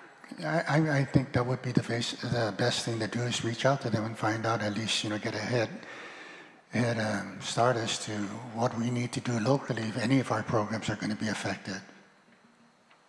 Yeah, the one thing that we've done successfully in the past is to increase the amount of conservation officers, because I know enforcement and a lot of our environmental laws were needed, were desperately needed. So it'd be very sad to see it go backwards if we were to lose those positions. I know they also work very hard to put out these wildland fires. They've been, pretty progressive, I must say, in Department of Ag in regards to, ensuring that the environment is boosted, through more reforestation projects, the, conversion of the wildlands into more native forest. And so anything that we can do to continue that funding would be very helpful, especially since, this is part of the, it could be potentially part of the destination management part of things. When we talk about tourism, this is something that tourists have stated they want to see more of the unique culture, the uniqueness of our island, which includes also our environment. So yeah, we can continue to reach out to the director for this. Situs Masi. Buen provecho. On agriculture, Department of Agriculture, Senator Parkinson, you recognize. Thank you, Mr. Chair. So I don't really have any questions or anything about the budget of the Department of Agriculture as it stands, but I do want to talk a little bit about maybe roles the Department of Agriculture can have that we have not really, I'd say, thought about. Maybe some outside the box ideas we could consider for the Department of Agriculture in the future. As for myself, in one of my previous lives before I moved back home to Guam, I worked for the Department of Agriculture on the federal level. I was a wildland firefighter for very, very many years. And while part of the year I was fighting wildfires, other times we were doing things like reforestation projects, trail maintenance, and other services we can to maintain our local areas. And when I think about something that Guam needs is actually things to do, tourist activities, recreational activities. I think there's a real opportunity for us if we potentially look at the Department of Agriculture as a potential sister wing or cooperative wing with the Guam Visitors Bureau. I come from a part of the world when I went to college where going out and hiking on nature trails and tourists coming from all over during the really nice weathers of the season to come experience and recreate and explore the wilderness of the area. And I think Guam has a real opportunity to take advantage of that. When we think about some of the more famous fights we've had publicly as an island, whether we develop some portions of the island or not, if the will of the people is to not develop certain areas and keep them to be something that is preserved for future generations, then let's dedicate some resources to preserving them and turning some of these trails, some of these areas where people like to park and have parties into more things that we can offer our local tourist population that come here. Because, you know, people want to come for all sorts of reasons. Some to get away, and we have to acknowledge the changing demographics of our tourism. Once upon a time, it used to be high-end visitors spending on luxury goods. And now we're kind of going into the budget era of travel where people are expecting to have 5-star service at 3-star prices. And we ourselves need to evolve with that. One of the things we hear is we do not have enough to do. So I think that there is a real opportunity for the Department of Agriculture to play a part in our rebuild of our tourism industry. And so whether we have the conversation of future funds today or tomorrow, I think we should look into it. I think that we should look at expanding the wildland fire program so that we could field a 20-person fire crew that can be potentially an interregional or a national resource. If we were to have such a fire program here, local islands can come to Guam and get their training and help build new firefighters out there. There's a lot of opportunity and potential with the Department of Agriculture. I'm not saying we have to do it now, but I implore my colleagues to think about this department with an open mind as the years come along, and let's figure out how we can leverage some of the unique advantages that Guam has, particularly the beauty of our nature that is unparalleled. And with a little bit of churching up, with a little bit of maintenance, with a little bit of elbow grease and funding, I think we can make some of the things that make Guam exceptional even more so. Thank you, Mr. Chair. Masi, Senator. Agriculture, second round. Anyone wish to participate? Thank you. Senator Perez, you may proceed. Thank you, Mr. Chair. So actually I have a question about the Invasive Species Fund. So since we changed the law where I believe it was charged per container, what has been the performance of this fund? Has it increased, decreased, or remained the same?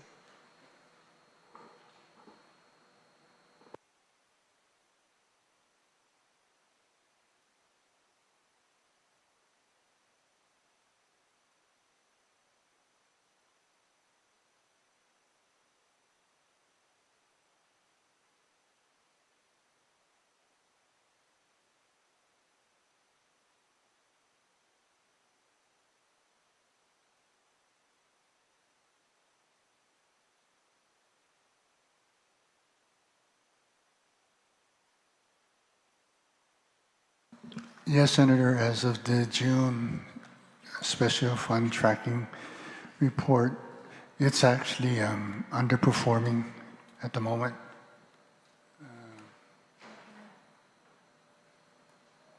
Roughly about 202,000 below projected. Okay, thank you. You're welcome. Agriculture, second round. Anyone? Seeing and hearing none, we're going to consider Department of Agriculture having been heard.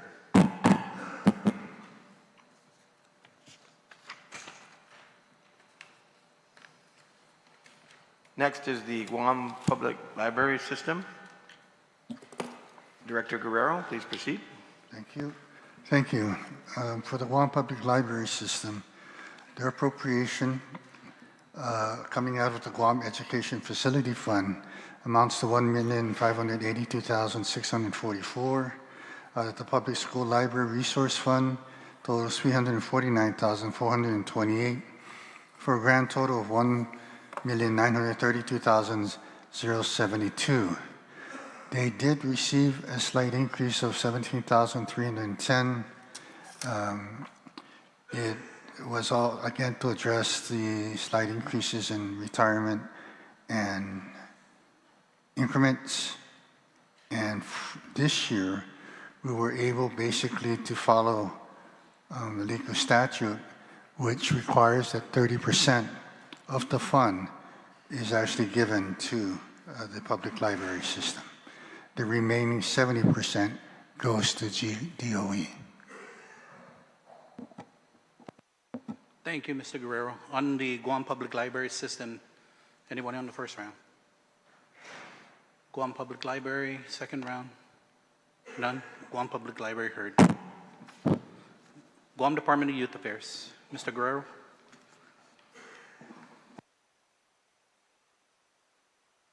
For the Department of Youth Affairs, the total appropriation out of the general fund is $7,743,436, and that is the entire amount for operations. They also receive a $200,000 appropriation from the general fund to fund the program for runaways, homelessness, and victims of abuse for fiscal year 2026. They also receive an appropriation of $1,815,863 to fund the summer employment and training program for youth for FY2026. That's it.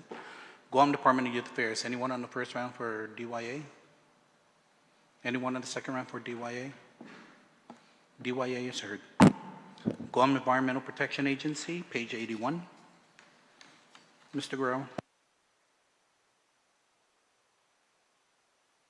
For the Department of Guam Environmental Protection Agency, they will be receiving out of the general fund $469,812. Out of the Guam Environmental Trust Fund, they will get $411,424. And from the Water Research and Development Fund, they're receiving a total of $86,374 for a grand total of $967,610.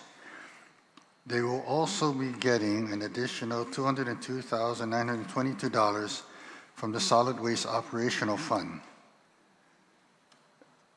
And this is, again, to fund the duties and responsibilities of them related to the closure, monitoring, and opening the island landfills. They will also be getting an additional $46,903 from the general fund for the beach monitoring and tasks related to monitoring the island's beaches. And that would be the entire appropriation to GEPA for this year. Thank you. On Guam Environmental Protection Agency, anyone on the first round? Senator Parrish, you're recognized, ma'am. Yes, thank you, Mr. Chair. Steve, any lapse funds?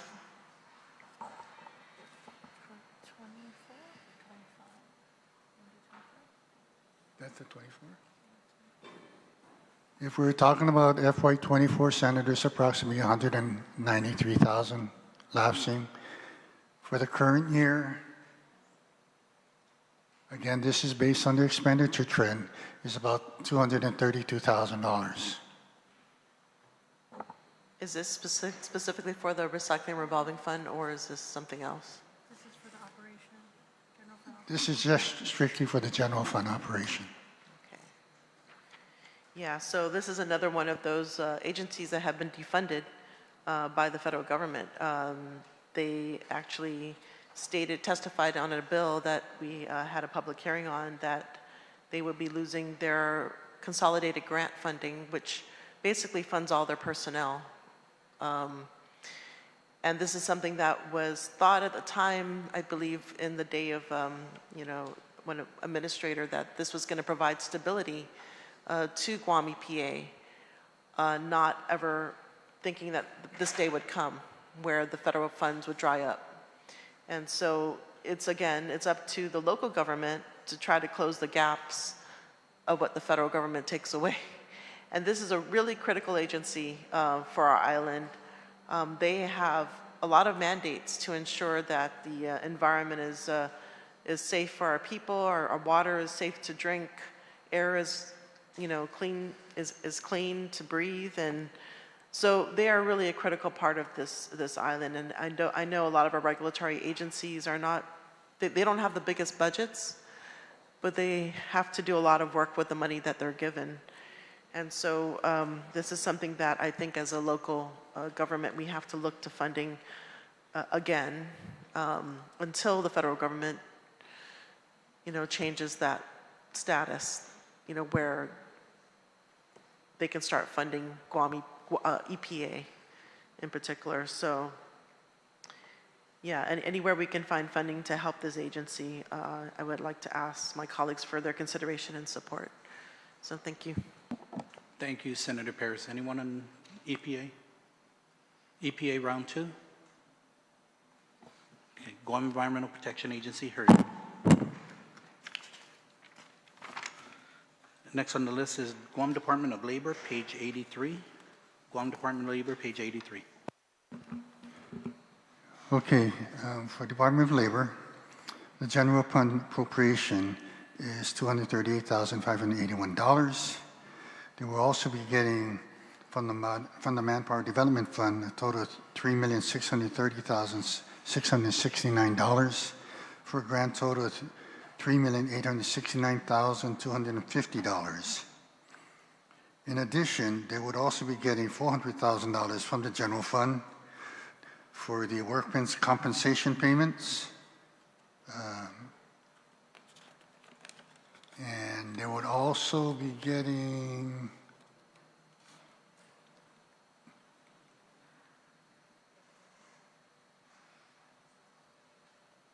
$40,000 actually from their appropriation for legal services for the workmen's compensation hearing. And that is all the appropriation they'll be getting for 26. For Guam Department of Labor on round 1, any questions? None. Guam Department of Labor, round 2, any questions? Okay. Guam Department of Labor, heard. Next up is Department of Parks and Recreation, page 85. For the Department of Parks and Recreation, their funding for FY26 out of the general fund will be $4,506,359. Out of the limited gaming fund, $343,564. Out of the Public Recreation Services Fund, $86,596 for a grand total of $4,936,519. They will also be getting an additional $400,000 appropriated out of the Tourist Attraction Fund for the maintenance and repairs of restroom facilities at the island parks, island-wide, and the maintenance of Northern Regional Pool Complex and the Agaña Pool Facility for FY26. They would also be getting a total of $90,000 out of the general fund to pay for the civilian volunteer territorial park officers reservists,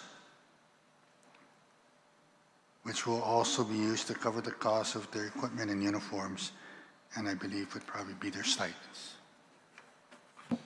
Thank you, Mr. Guerrero. Anyone for Department of Parks and Recreation on round 1? Senator Barnett, you're recognized. Mr. Chair. Mr. Guerrero, are you able to tell us, I don't know if I see it, or how much of this is allocated to the Territorial Park Patrol?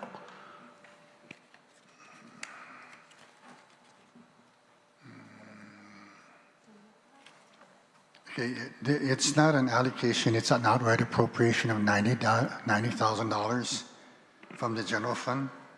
Oh yeah, I see that. That's for the Territorial Park Patrol Officer Reservists. Yes. Correct, so that's like the $500 monthly stipend. But how much of the total budget of DPR is going to be used for the Territorial Park Patrol?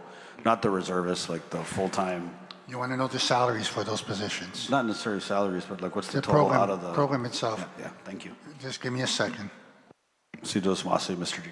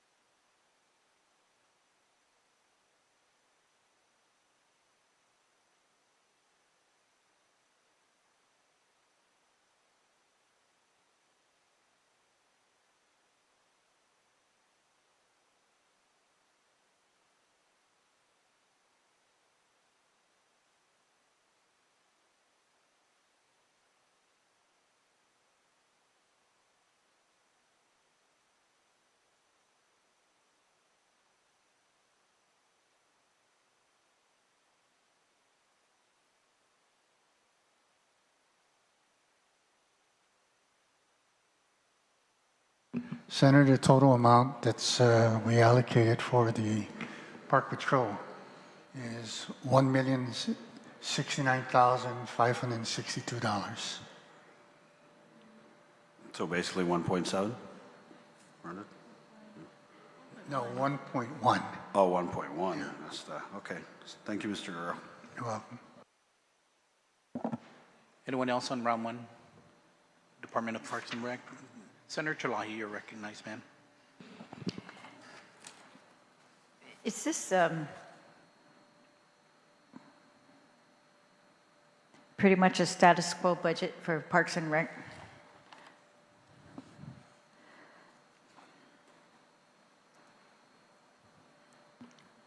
Actually, Senator, it's a slight decrease of $16,461, and that is the difference between our bill and what's reflected in the EBR. Did you say increase or decrease? It looks like it's a decrease.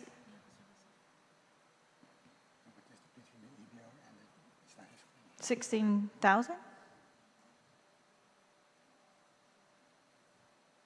Sorry, could you repeat that? Okay, in the FY25 level, it's showing an appropriation.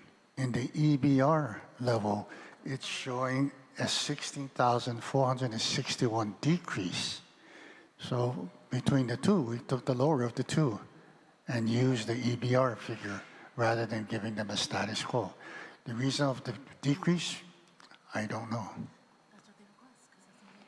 Because that's what they requested, so we gave them what they requested. All right, well, that's very concerning, and it seems to me blind to what we're dealing with on Guam right now, that we're going to go down in the budget of Parks and Rec, at least without, you know, holding them more accountable. There's,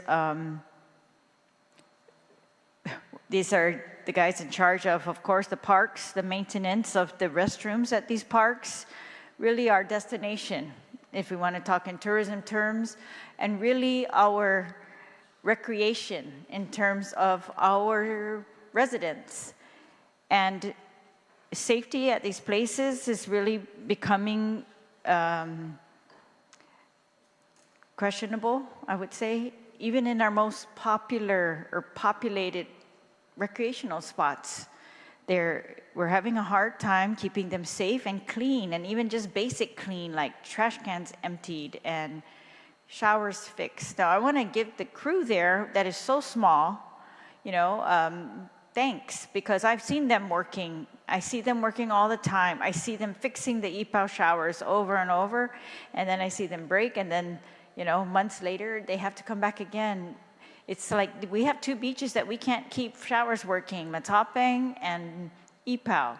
But if you see the number of kids and babies that are there, it's so unsanitary, and really, I feel like it speaks so low of us that we can't help them to take care of these things. Now, I'm not sure of all the details at Parks and Rec, but they seem to, I think the last time I talked to the director, there are no real plans for Matapang Beach coming out of Parks and Rec. They're passing it to GVB. It kind of seemed to do the back and forth over the years that I've been a senator. And once we heard of all these beautiful plans, they were getting grants that they were going to use for all the bathrooms across the island. But you know, I guess we've experienced over and over, we can't do a one-time bathroom fix. It's going to have to be constant, continuous. And because we're having such a challenge with our parks, that people, you know, I think don't feel as safe as they used to, that we just need to increase these funds for Parks and Rec. And that's for the parks, the maintenance of these parks, the pools, all of this, to attract, remember they talked to us about attracting lifeguards, giving the salaries that we can keep the lifeguards as opposed to them being hired by other entities for higher salaries. And that's really a hazard right now, because they've admitted that we do not have enough lifeguards to work at both beaches at the same time. And it's I'm telling you again, if you see the number of babies that are there in the water enjoying, which they should be doing, and I'm so happy to see, but really very scary. And now they have less than they used to in lifeguards and VSOs.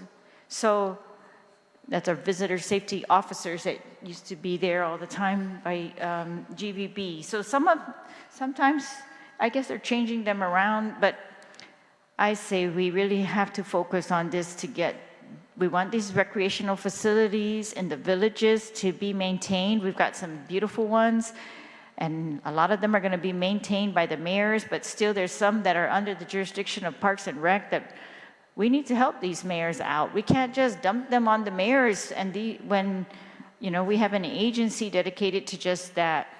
My other concern is this Guam Historic Resources Division.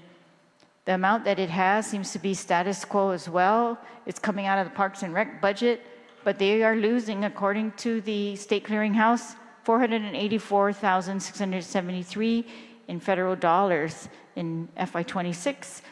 And I think we just learned about this, of course, on day one, or I don't know, earlier in the budget process, so we're still trying to get our heads around it. But the reality is FY26 is this budget, and we need to fund this. So I'm asking OFB and the chair to look, how can we do this? $484,673,000 federal funds. This is historic resources, historic preservation. Thank you. Thank you, Senator Chalahi. On Parks and Rec Round 2, Senator Gumatauta. Yes, thank you, Mr. Chair. Again, OFB, can you what is the difference again in the budget from our proposal and the current fiscal year again? What's the difference in dollars? The total is $16,461, Senator. Yeah, I thought I heard that correctly, Mr. Chair. And again, going back to my earlier discussion when we were talking about, Mr. Chair, talking about priorities in this government. I mean, if that's the case of that gap, then I really think from a reevaluation point of view, and listen, I'm not in the executive branch, I'm in the legislative branch, but there was some pretty big pay raises to the director, to their, I guess you want to call them their deputy, if you will. I mean, those were really that gap. We have a big reservist program, and I think that we have public safety needs that could be used elsewhere. But I think if we're not that far off, and this is the administration's position to move forward, then again, I'm sure there's a way to reevaluate how they use their monies within their agency. Thank you, Mr. Chair. Thank you, Senator Gumatauta. Senator Barnett, you're recognized for round 2. Hey, thank you, Mr. Chair. And Sido Swansea to the people of Guam. Yeah, 2 wrongs don't make it right. You know what I mean? It's the reason why that's a popular saying. The governor wrongs an agency doesn't mean we should follow suit and wrong them as well. You know, my mom's late brother, Uncle William Flores Tenorio, was a long-time Department of Parks and Recreation employee. He has since passed, but maybe some of the people watching out there might remember he was a deaf mute, and he was at EPOW. He was stationed over at Governor Joseph Flores Park, and so a lot of times me and my cousins would get dropped up there to EPOW to hang out and go swimming and, you know, throw balati at each other. It's actually the first time I shaved my head is one of my cousins smashed a balati on my head and all that white stuff got stuck in the hair. It's good memories. And it just kind of seems to me like DPR was so much more when we were younger. You know, it was thriving with the village leagues. You had the rec centers in the villages. And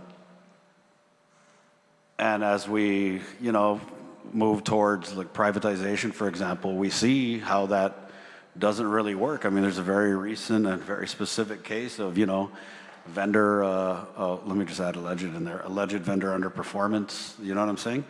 And it kind of seems to me like we got the best result when we had the similar to DOE, the in-house maintenance. And so if you look at DPR, I mean, they've only got just a handful of employees tasked with, you know, ensuring that we do the maintenance at all the parks. And I don't think that should be the end of their mandate, to get a status quo budget and just basically barely scrape along for another year while we talk about destination improvement and maintaining these very beautiful facilities that we have that, you know, honestly, in many cases, just need a good water blasting, take the trash, and do it again the next month. You know, it's very simple to do these things. And so as we look back, you know, I wish DPR would return to that greatness. I mean, there's so many challenges facing our youth, whether it's drugs, crime, temptation, breakdown of the family. And DPR used to have a good position in there where they were able to, like I said, hold those village leagues, whether it was baseball, basketball, right? And now they do those things, but mostly it's the intramurals for the government of Guam. And now we have these youth sports organizations, which, you know, God bless their heart, they're very strong, from the Guam National Youth Football Federation to, you know, the Cal Ripkens and the Babe Ruths and the pony leagues of the island. But unfortunately, many of our youth can't afford to play on those teams. And it used to be that DPR and the government of Guam made it a priority to subsidize and assist our kids and our families with, you know, footing the bill for a lot of this. And I'm just wishing, you know, echoing my the comments from the gentle lady from Jotnia, my neighbor over here, it does seem like this area is worthy of investment. It's something that we could invest in, something that we could prioritize, because these parks and this recreation really is one of the places where our people are the ones who benefit. We saw in the pandemic, we shut down the parks. And some of these parks, the way they look out here, some would say they should be shut down again. And so it just goes back to the priorities of our government. We could support the Department of Parks and Recreation. We could do these mandates. We could increase funding so that they can, you know, get more kids to play in the leagues, maybe do leagues of their own, or provide, you know, subsidies like the Mayor's Council of Guam does through the limited gaming fund. So thank you, Mr. Chair, for just the opportunity to kind of like look back at how DPR, you know, was for me just one of those agencies that was engaging with the public and really, if you talk to anybody in my generation, there's a lot of good memories there. And, you know, I don't know how or why we as a government stopped making that a priority. And I think it should return to being a priority, Mr. Chair. But it's just, you know, the funding again, when we're talking about the reduction and the loss of revenues, we're very hard pressed to move funds to these agencies without the full support of the body. So thank you, Mr. Chair. Thank you, Senator Barnett. Senator Parkinson, you're recognized. Thank you, Mr. Chair. I have a very soft spot for the recreational areas around the island. I myself grew up on the basketball courts of Guam. And I always told myself, if I had one absolutely selfish wish as a senator, it would be to have working lights and nets at every single basketball court on Guam. That is my singular selfish wish from this position.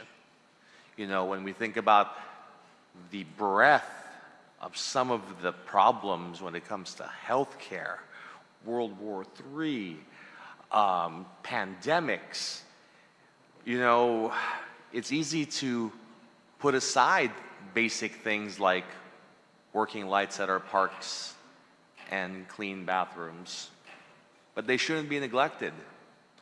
I was saying earlier that the Department of Agriculture could have a potential part in the future of tourism. I would make the argument the Department of Parks and Rec has a role in tourism now. when we use the facilities in other places, they reflect on the character of the places they've been. I've been to places and I've seen just incredibly clean sanitation areas and have been wowed. And I've been to places with poor sanitation and I've thought to myself, ooh, I'll avoid coming back here if I can. And so this matters to our perception if we're trying to market ourselves as a tourist destination. One of the things I also want to talk about is, just the talk of what are the long-term reforms that we're going to do here. And I've been kind of thinking that, because especially this year, I've been part of legislation to transfer some assets from Department of Parks and Rec to the mayors, because the mayors would be in a better position to handle and maintain some of these assets. And it got me thinking, we kind of outsource a lot of the duties of the Department of Parks and Rec to the mayors. And so, just thinking out of the box, what if as a radical idea, we transferred long-term the duties of Parks and Rec to the mayors, to all the individual mayors, and gave them the funding to actually manage them? I could hear the Mayor's Council now as I float this idea that if you're going to give us all these extra duties, you're going to need to give us more than $4.9 million to handle all those duties. And they would be right. But if the mayors, with all of their deep focus and dedication, can't handle all of the duties of our parks on $4.9 million, how is the Parks and Rec people doing it themselves? And, I've always thought that, instead of having one director of Parks and Rec, maybe doing it this way would have every village have its own director of Parks and Rec. These mayors are incredibly well qualified. They are all making director level pay and they have director level qualifications. We should be taking advantage of that so that we get the best out of our municipal service. And so, I'm not making any suggestions for this budget cycle, but as we think about the idea of long-term reform, why not consider the idea of potentially putting more power in the hands of the mayor? Because even as citizens, I see great value in knowing that if I go to a bad bathroom in here, there's an elected official I can go to who is directly responsible. I can't vote against the director of the Department of Parks and Rec. There's layers of bureaucracy between that and the director head. But we've seen how responsive the mayors can be because they are the closest to these problems. And so I would support having more money for Parks and Rec, but I think the body should consider long-term if we should merge some of these resources so we can get better leadership taking care of our public resources. Thank you very much, Mr. Chair. Thank you, Senator Parkinson. Senator Guåhan, you're recognized. Thank you very much, Mr. Chair. I got to agree with previous speakers as someone who started this Gov Guam career, the APPROPRIATIONS administration, Parks and Recreation. And yes, back then, absolutely. Recreation, there was a lot more recreation than we do have now. As a matter of fact, under the APPROPRIATIONS administration, we built the recreation center that you see right now. We built the track around, of course, the Paseo Field. When we first opened, and the first, of course, the balance of the APPROPRIATIONS administration, there was, believe it or not, there was a gym within the recreation center. Almost every village had a rec center. We had a recreation administrator and recreation leaders in these different villages. The administrator at the time and the director was Tony Mariano, and deputy director, what's his name? Dennis Zermeno. Yeah, that's right, Dennis Zermeno. And we had a lot of teams. You know, the unfortunate thing is over the years, you know, and I said this before in regards to sports programs, the unfortunate thing is when we look at budget challenges, one of the first things that go are sports programs. And that's where we are at this point. Parks and recreation are a lot more parks than they are recreation at this point. Notice back then too, we had more games, South Pacific games, mini games, mobile games. Now, those are games. You know, and unfortunately, these activities that we have now, or we had then, have been replaced with almost daily stops from police department with folks getting caught with meth. And so, you know, as we dive into the next section, you'll see, again, some of the leakage that we have, and hopefully we'll be able to replenish some of what we've lost over the years and get back to what we used to be. Because now, even with Parks and Recreation, there's some of the parks that they've had to, has been taken over by the village mayors because they have the staffing more than they, for their villages as opposed to the Parks and Recreation staff. And again, so there are more parks than they are recreation. And even with that, again, they don't have the staffing to be able to take care of all those parks. We heard in the tourism summit that we had, of course, as Senator Charlai was right. We have 2 lifeguards to service all of Guam. Public beaches. And, oh, back then also we had the pool. We had the Again, swimming pool we had back then. It was thriving. And now it's over 1,000 days, I think, so we haven't had a pool. So, yes, when we look back, yeah, we had challenges back then. But again, you know, colleagues, when times are challenged, again, please, some of the colleagues had mentioned, look at the sports programs. They have fallen to the wayside big time.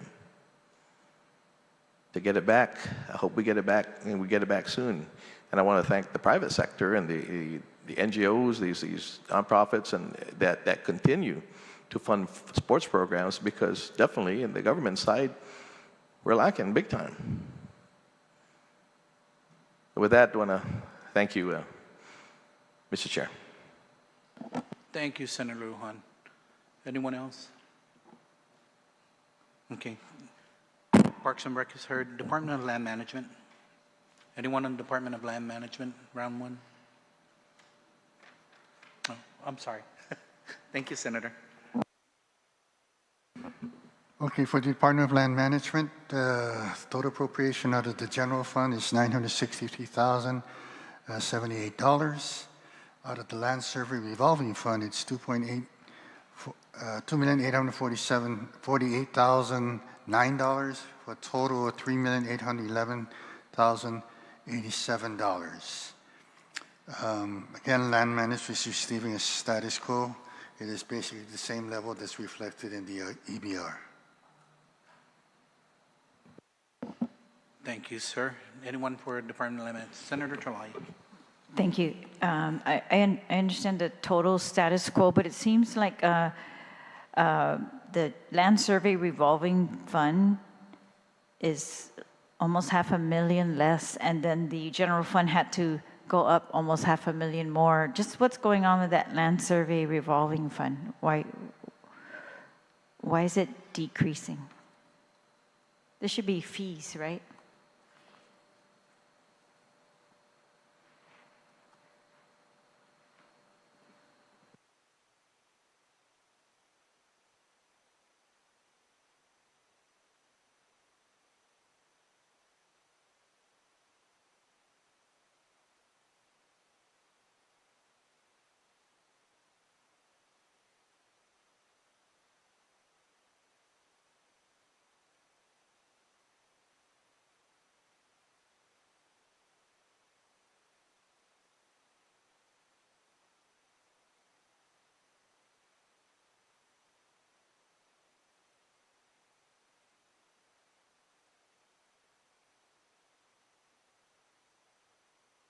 Yes, Senator, if you look at the current public law, I think the amount reflected in the public law is 3.3. So we did notice that there is a slight, decrease in the tracking. So we actually put it back down a couple $100,000 to 2.8 million. So that's taking into account basically the reduction in collection. Yes, do you know why? This is a land survey revolving fund? I'm assuming it goes from the fees at land management? Or what?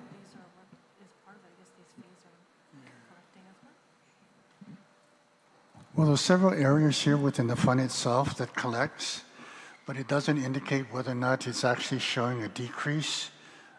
Most of it is still showing that we're still kind of like up to par, but overall, I believe it's just not performing because I see the month of June, I see the month of between June of 24 and June of 25. It's actually doing better.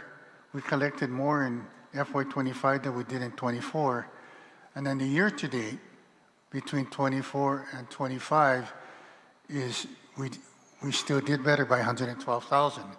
But what's happening currently right now, I can't explain why there's about a 445,000 decrease in collection.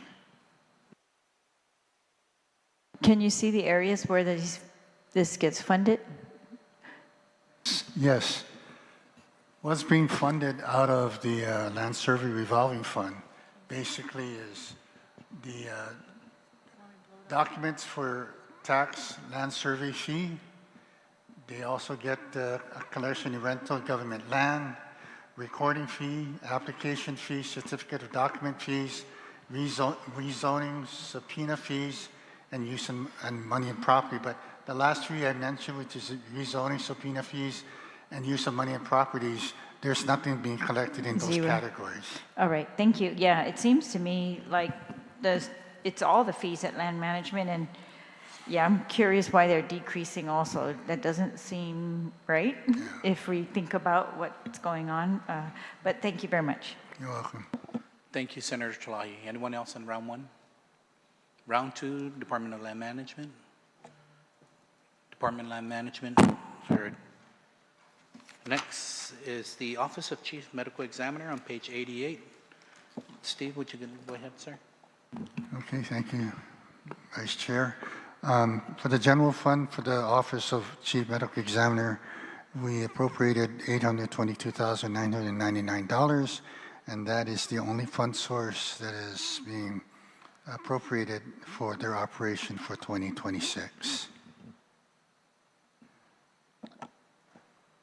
For the Chief Office, for the Office of the Chief Medical Examiner, any questions from round one? Senator Taidugu, you're recognized, ma'am. Thank you, Mr. Chair. Steve, can you tell me what was FY25's appropriation for Chief Medical Examiner's Office?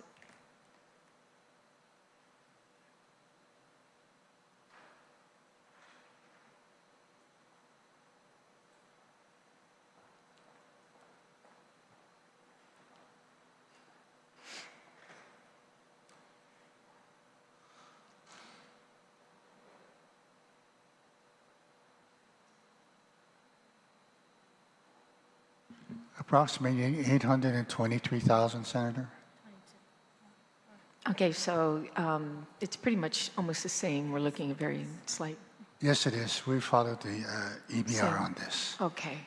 And, well, just to let everyone know that I created I have an amendment that actually is going to increase that amount. We've met with the Chief Medical Examiner earlier in the month, or I think even before August, and the issues that they're having over there. It'll be more explanatory when I come into that amendment, but yeah, there's some great issues there. Appreciate it not going further down or subtracted, but I'll leave it to that and wait until that amendment comes up. Thank you, Mr. Chair. Thank you. Anyone else on Chief Medical Examiner's Office? Chief Medical Examiner's Office. Senator Barnett. Si just wasi, Mr. Chair. Good afternoon again to the people of Guam. I wanted to ask, are there any funds here allocated for the hiring of the medical legal death investigators?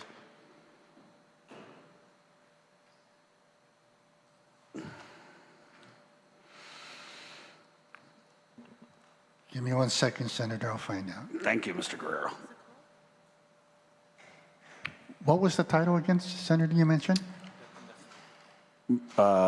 So in the previous term, we had passed a measure creating the position in the government of Guam of medical legal death investigator. And this position, these are individuals who are trained, certified, and they basically act as, for lack of a better term, remote medical examiners. So in the event there's a death that occurs and the medical examiner is not here, which is a situation we face a lot because we're hiring one from off-island, these medical legal death investigators would go to the scene and basically act on behalf of the chief medical examiner's office. What currently happens is if the ME is off island, then the Guam Police Department, through their investigation, pretty much make the determinations at the scene. And so this is a measure that we passed in the last budget bill, and it had unanimous support. So I'm just checking on the funding if it's included in here.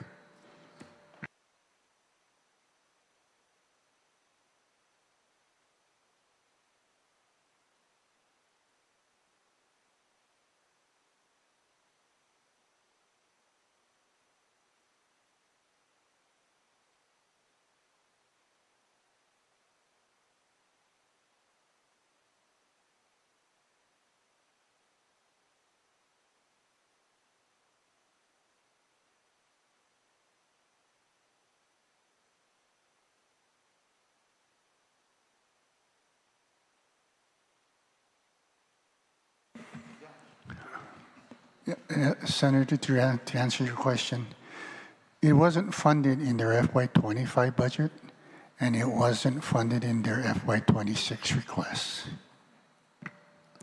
Okay, well, I think there's an amendment prepared for that, and the reason we didn't fund it in the last budget was because they still had to create the position and all that. So, Sidos Masi. Thank you. You're welcome, Senator Barnett. Anyone? Chief Medical Examiner Office, round 2. Chief Medical Examiner Office, heard. So now we're on Customs and Quarantine, page 89.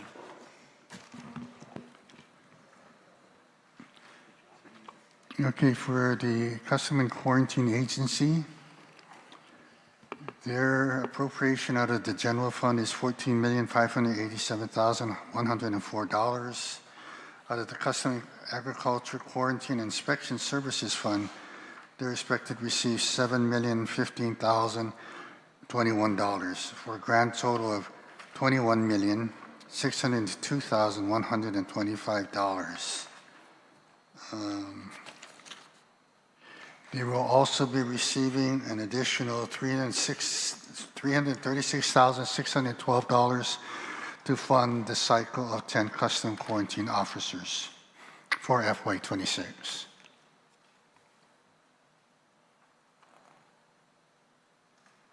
And that is the total appropriation for custom and quarantine.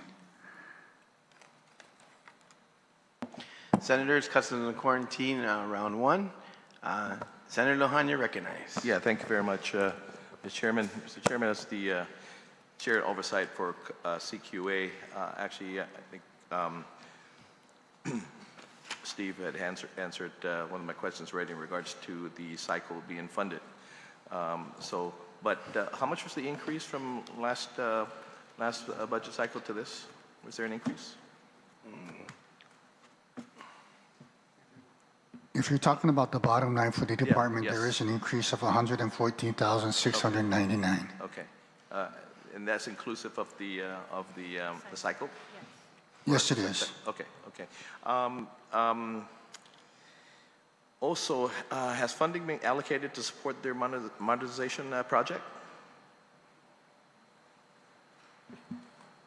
Senator, not in the bill. Okay, and likewise, there's no funding inclusive for the K9 maintenance units, right?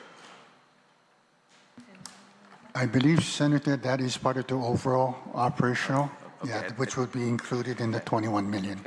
Okay, because there was additional, I know they're getting more dogs in, but Mr. Chairman, I have an amendment for this section as well, so yeah, I'm done for this round. Susmasi, Senator Han. Senator Tydegui, you're recognized. Thank you, Mr. Chair. Steve, can you tell me, last year in FY25, I believe there was a federal matching grant for about $1.2 million in FY25. I noticed that there are no federal matching grants in this section in the customs quarantine. Can you tell me what happened or what changed? Let me verify whether or not there was actually one for FY25. I'll get back to you.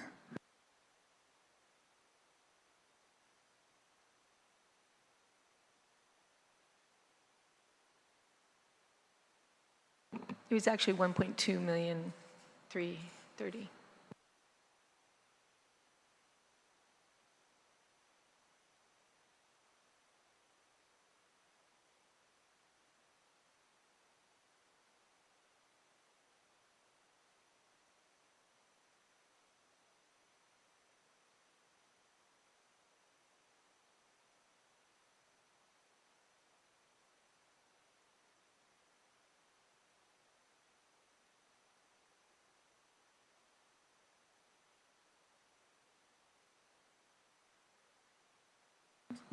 Yes, Senator, in FY25, there was a federal local match grant and aid amount of $1,230,075. But in the FY26 request, there was nothing mentioned or nothing indicated for a federal match. Okay, so do you know what that funded last year? Did they give an explanation? I can check again the FY20. Well, I can check if the FY25 include. If it's a federal match and there was a local match requirement, it probably was built into the general fund appropriation that was given to them. We don't separate it as a local match, but I'm assuming that that was a one-time match and that account is already set up in the account system, which does not require a continuation of local match from future appropriations. So once we matched it in that year, that match is good for the life of the program. Okay, so Steve, what you're saying is when you go to the total, right, of what has been appropriated, then whenever it says information purposes only, 1.230 is, allowed to be used as federal matching grant, but that comes from the budget that they are given. So in FY25, it was 21,556,802 that was appropriated. So it's not like they had an extra 1.2 million, right? It was just to be able to use it within their budget. Is that what you're saying? That's correct. Okay, thank you. Thank you, Mr. Chair. Susmasi, Senator Tydegui on customs and quarantine, round one. No, none on round one. Customs and quarantine, round two. Anyone wish to speak on customs and quarantine, round two? Senator Talahi, you recognize. Yes, I remember when they had a graduation ceremony. I just want to know why we're only funding their cycles at 10 officers. You know, at GPD and DOC they're at 20, and Customs, when they give us their numbers, they say they need a lot more. And I don't remember them having the problems like GPD of actually getting people to be put on the list. But it's just a matter of how many seats they're given now. Yes, Senator, the only reason why we funded it at 10 is because that's exactly what they were showing in their budget requests. All right. Are they still paying rent to the airport? Do you know the amount? I don't know the amount, but I know they're still paying rent out of the passenger fee that's supposed to be their share when the airport collects it. And then my understanding is once the airport collects those passenger fees, they subtract what is owed for rent, and then the balance is passed on down to the department. All right, but the fees don't show on the budget, so they don't show as like a revenue for them? No, they don't. Do you track that? I mean, do you know how much they get in fees, if it goes up or down? And wasn't it before that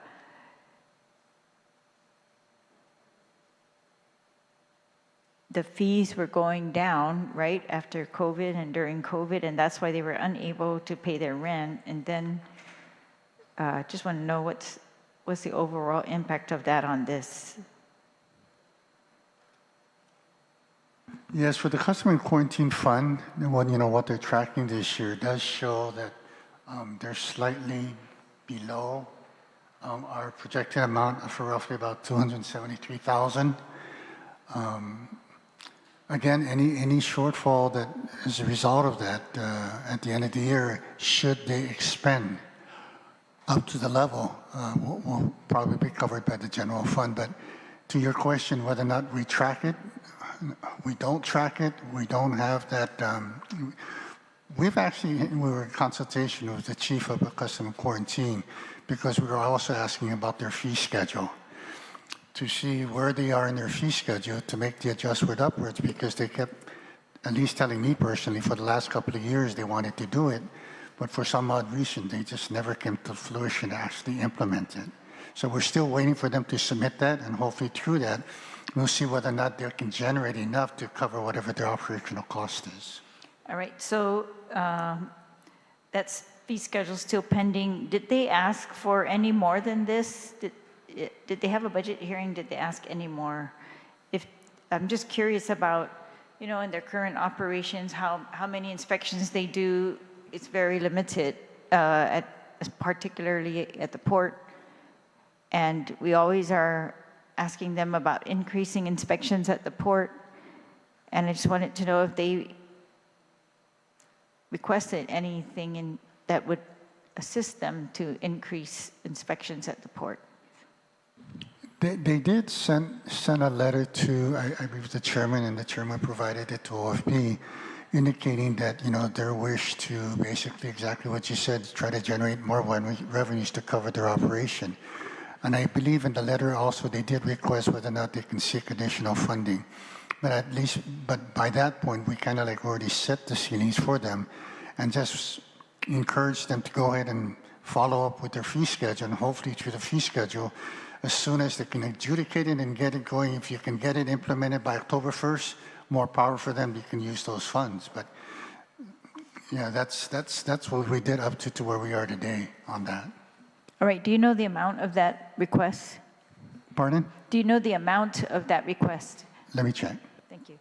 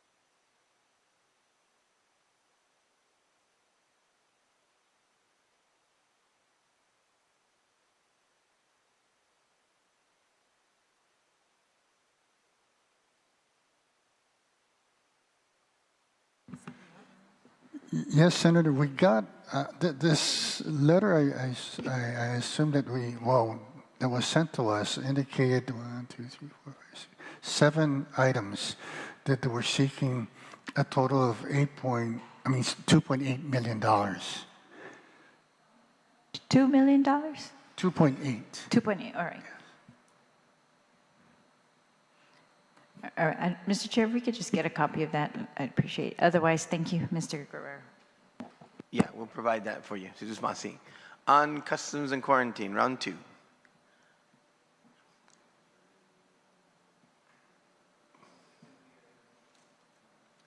Yeah, you have any questions on round 2, Senator Burnett?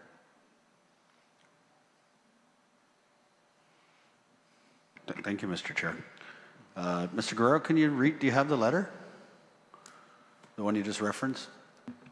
I'll try to get that to you. Yeah. I can wait.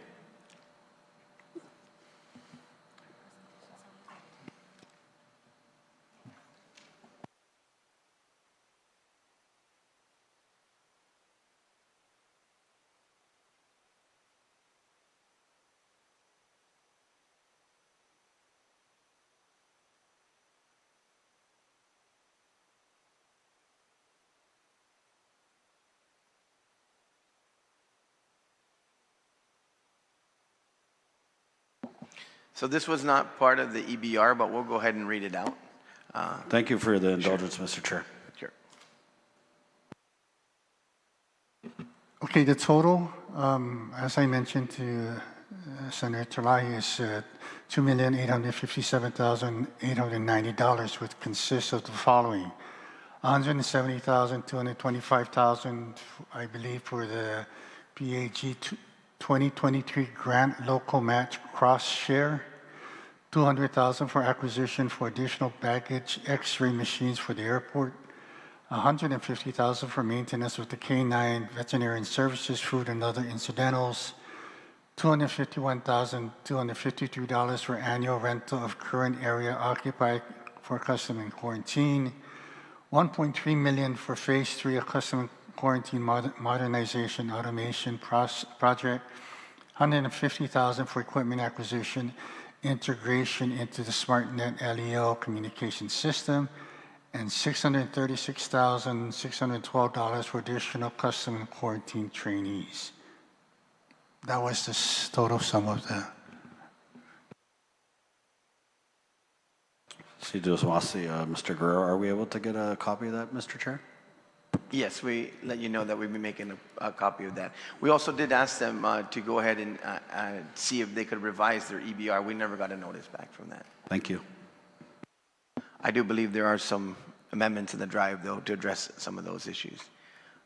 Customs quarantine round 2. Any more questions? Seeing none, customs quarantine is closed.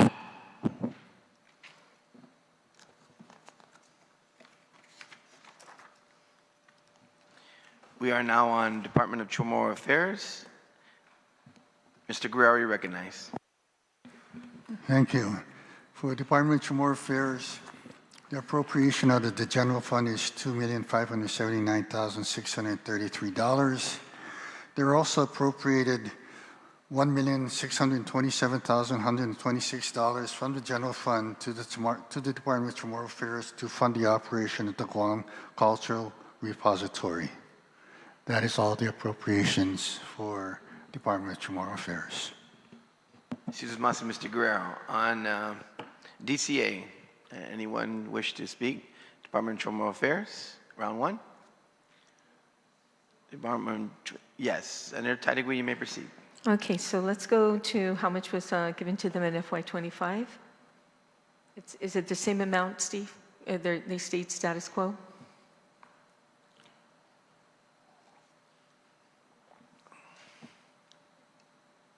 Yes, Senator, is. Okay. Except now 1.6. So that one is not from their budget. That's just a separate appropriation, correct, for the rest? Yeah. Just to make that clear. Yeah, the 2.5 is basically their operation, which is status quo from last year, then additional 1.6 for the depository. But last year they received the same amount, but they didn't do the repository. The repository came from the University of Guam. So this time around, if they're getting status quo, then that, so. FY25, they received 2.5, which is the status quo here, but they didn't have to pay for the, repository. Now, so they're technically getting, almost 4 million more, right? Yeah, because that's the additional 1.6. Right? Okay, I just want to make sure that this 1.6 repository sum that was set aside doesn't come from their budget. No, it's just a separate appropriation. It's a line item. Okay, just wanted to make sure. Okay, thank you, Mr. Chair. Chamorro Affairs, round 1. Chamorro Affairs, round 1. Senator Terlahi. Thank you. Just generally, Steve, can you explain these status quo budgets? In some of the budgets, they described it as organic growth, meaning you keep the same employees, but you have to pay for their increments or whatever happens over the years, the increase in retirement, that type of government contributions. But how, in the status quo budgets, what happens with those organic growth items?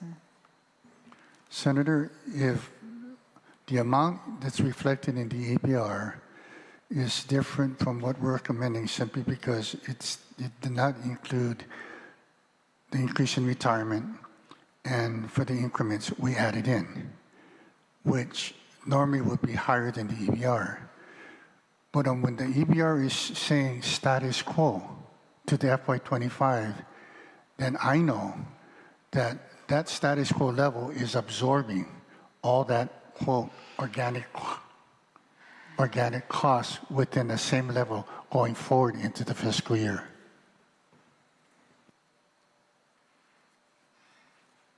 And there are some departments that are able to do that simply because historically they're just not spending their appropriation. So I guess when Bureau of Budget does the evaluation, they find that, okay, well, this is one department that can absorb it. So they do it. And they maintain the status quo. Others, they can't. So they'll increase it. All right. Yeah, I've seen it kind of inconsistent like that. Some of them are increased, like the judiciary, and then... Yes. There are several departments within the EBR that maintain status quo to the dollar from FY25, and there's some that were more. All right, I'm trying to remember, does this budget include the museum?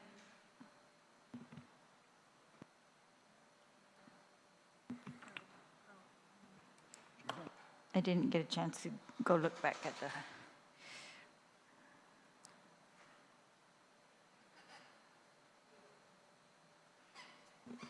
Yes, Senator, it covers the cost of the museum. All right, because the other day you said that the museum cost is approximately the same as this cultural repository, about 1.6 million. So it's just the balance of this that's going to DCA, including the Chamorro Village and all its other duties, right? That's correct. All right, thank you. Tusmasi, Chamorro Affairs Round 1, Chamorro Affairs Round 2. We're going to consider Chamorro Affairs haven't been heard.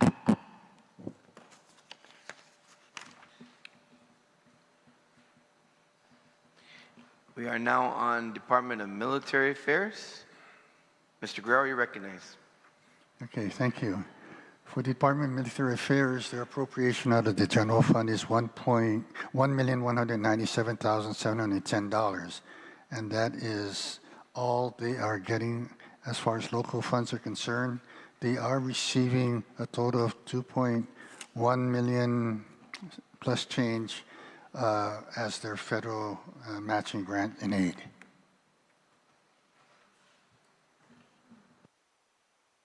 Tusmasi, Department of Military Affairs, Round 1.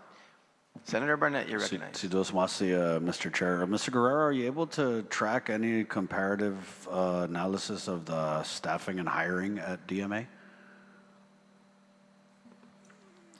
Nothing too detailed, just, I don't know, No, Senator, I don't. The only way I can do any type of analysis is probably look at the staffing pattern, see what they had last year, see what they had this year.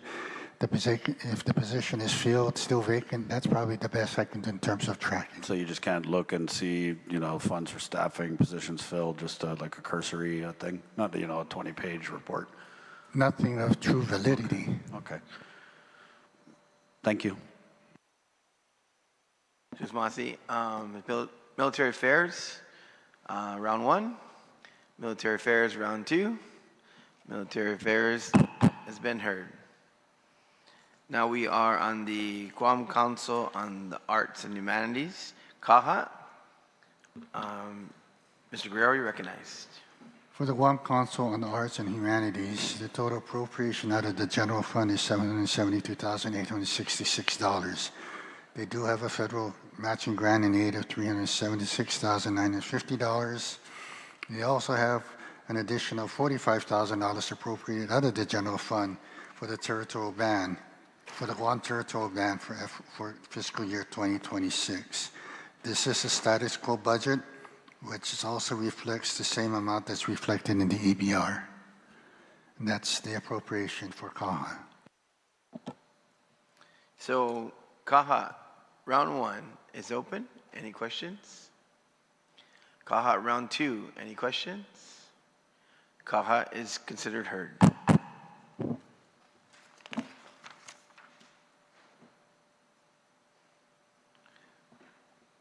We are now on Guam Fire Department. Mr. Guerrero, you're recognized. For the Guam Fire Department's appropriation for, I think you skipped one, page 95? Oh, wait, no, I'm wrong. You're right. 94 is GFD. Thank you, sorry. okay, for the Guam Fire Department's appropriation for FY2026, total amount of the general fund is $38,514,050.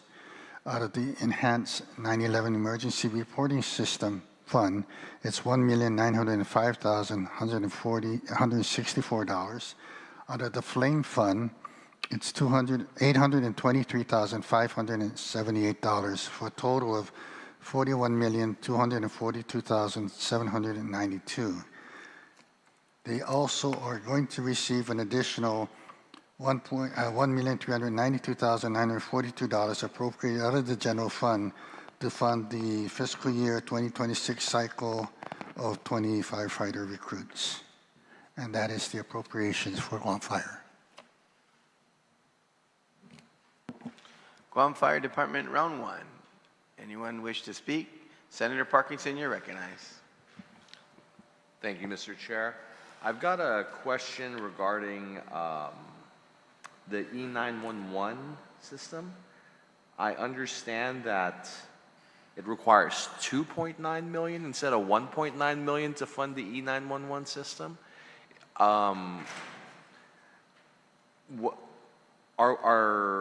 Is there any additional funding that we could identify for there, or like what's the plan for the paying out the rest of that E911 fund?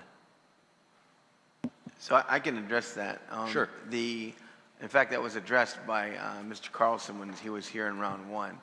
The issue here is, and you see it in the paper today, they're now finally getting around to hiring a consultant to go out and be able to make their case to the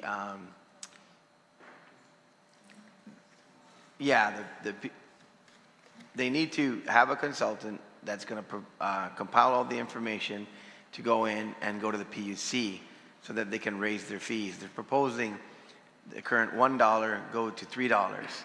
In the meantime, they have been able, at least this year, to find it within their budget in terms of lapses for the additional, and they anticipate that that's what they'll do this year until they get to the PUC and get approval to raise their fees. All right, thank you, Mr. Chair. Actually, that satisfies me on that point. And my other question is regarding fire cycles here. Does this current budget include 1 or 2 fire cycles in it? It includes 1 fire cycle, Senator, of 20 recruits. 1 fire cycle of 20 recruits. Okay, thank you for that. Reason I bring this up is because I know in the Guam Fire Department, we have an incredible veteran force of firefighters with just a ton of knowledge to pass on to the future. But one of the problems we've identified in previous legislatures is that we have not had enough cycles to go through to really start chinking away at the shortages of firefighters that we're having. We're really, with 1 fire cycle, we're basically replacing our retiring firefighters with newer ones. And so I've long been advocating if we can get more than 1 cycle any chance we get, because that will start to put real dent in our shortage of firefighters, but also, and this is what's most important and key to me, is while we still have this veteran, very specialized, very well-trained force of firefighters, Let's get new people underneath them to start learning and taking on this knowledge into the future. And so I appreciate that there is one cycle in there. I would like to see that effort continue. And if we are able to identify any additional resources, I think that there is a case to be made that we should dedicate at least another cycle's worth to the Guam Fire Department and start getting new firefighters into the rotation. 20 is great, but at the rates that we have firefighters retiring, there is a danger where we're just treading water a little too much. And so I look forward to the further discussion. If we could find additional money somewhere, I will do my best to maybe make an amendment, maybe bookmark this chapter if we someday find some money down the road.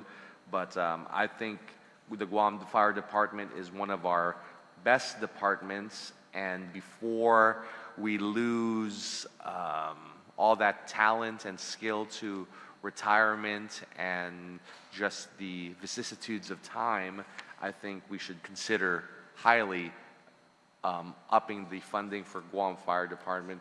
And I mean, and that's not even talking about their problems with fire trucks and ambulances and stuff. Like the need is great, but in other places, I agree that there's a much greater need for capital improvement, but the Guam Fire Department is one where it's like, wow, we got so much raw talent there. Let's not lose that knowledge to retirements without it being passed down. And so there's a lot of needs. We really need to get the ambulances up, and I know that the fire department is working hard to get that fleet, numbers on that fleet up, and it's a real challenge. You know, there's a real challenge across the board, and things are not going to get any cheaper. Things are already getting more expensive on the material ends, and that's where we're going to feel it a lot, especially with these tariffs.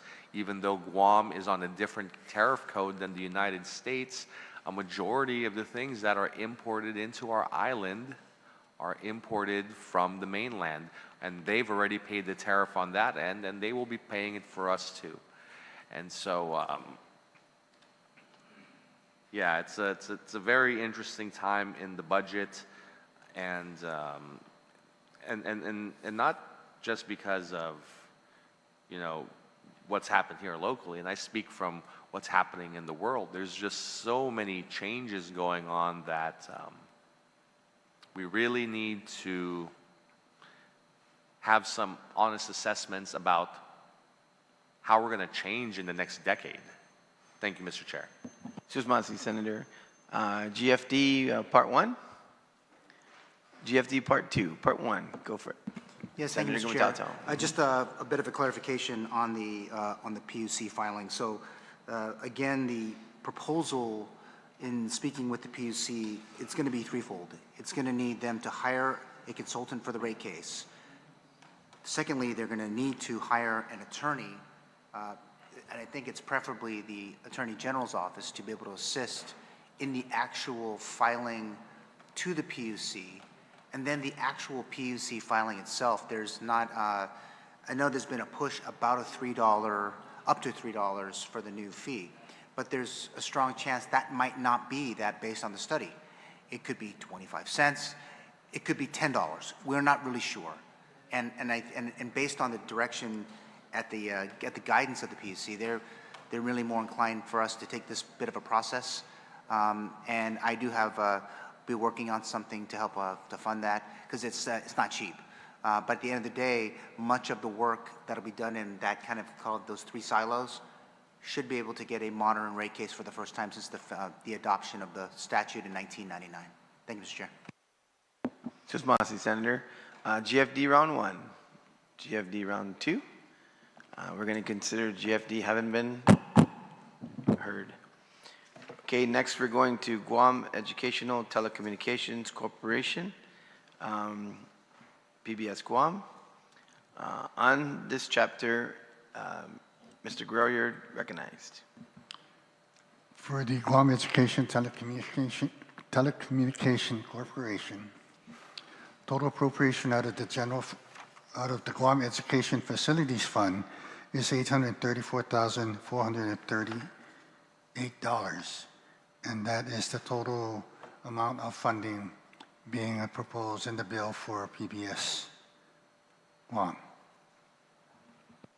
Chief Masi, Mr. Guerrero and Director Guerrero. On PBS, anyone wish to speak on PBS? Round one. Senator Burnett, you're recognized. Sidus Masi, Mr. Chair, for the opportunity to speak with PBS Guam. I was just very humbled to have had a sit down with them last week heading into this budget session where, obviously they communicated closure of the Corporation for Public Broadcasting and that potential catastrophic effect to PBS Guam. And, that impending doom from the federal side was made worse by the proposed cuts that were contained in the Project Rifle proposal. And so I'm very glad that those didn't see the light of day in this budget bill. I'm glad that there was an agreement, obviously, to fund PBS Guam and to fund the Department of Chamorro Affairs. So I saw there were some amendments in the drive, and I'm also further encouraged by efforts from the good senator from Tamuning to seek out federal support for that. So yeah, I just stand in support of PBS Guam, and I just wanted to say that on the record. We had the meeting, and they were in the media talking about this proposal. I kind of lightened the mood a little bit by saying, I don't know why anybody would want to put Big Bird and Elmo in the crosshairs, whether it's the federal government or our own people right here at home. I just didn't understand it, and neither did they. So I'm just very glad that they have funding in this budget that it appears like it'd be enough to carry them through. And then hoping that we as a body or, through efforts engaging with Uncle Sam, that we can fill the gaps of funding and preserve PBS Guam because of its very significant and positive impact to the children of Guam. Pari Famagonta, these guys work very closely with GDOE and many other partners to bring not just educational programming, but also very significant and successful outreaches that directly benefit our children and our families, Mr. Chair. So, Sidus Masi for the opportunity to speak on this agency. On PBS, round one. Senator Parkinson, you're recognized. Thank you, Mr. Chair. I just want to echo some of the sentiments of the previous speaker. I myself am a child of PBS. I really appreciated it growing up for many years. And there were even many years I didn't appreciate it. There were some children's songs on there. My fellow millennials know the one where we hated listening to it when all of our younger siblings would just be hogging the TV. And so I think about some of the programming I watched growing up, Where in the World is Carmen Sandiego, Mr. Rogers, and I think to myself, man, what a cool time it was to be alive and to be able to see all that stuff. And I actually have in my personal fantasy headcanon that when Captain America flew back in time in Avengers Endgame, he came back to the past and became Mr. Rogers, And so I really appreciate some of the programming that PBS has brought to our people, and I would like PBS to continue its mission, and I think it's a very worthy expenditure. And my only regret is that we can't give more because, as our conversations in this hall have shown, our needs are many and great and heavy in their burden and responsibility on this chamber. And all of us here are on the unfortunate position that we are going to be the legislatures for the next 10 to 20 years who are going to be overseeing the great rebuild of our island. We're in this era where there are power plants and schools, and even PBS is getting rebuilt, and hospitals and police stations. Everything is at the end of its life expectancy, and we are the generation that is going to rebuild all of it. And I don't say that lightly because, boy, rebuilding everything is going to be very, very expensive. Not only do we have to build new schools and hospitals and all this infrastructure again, we got to build it while all of our old ones still need to be maintained. That is one of the biggest problems we have.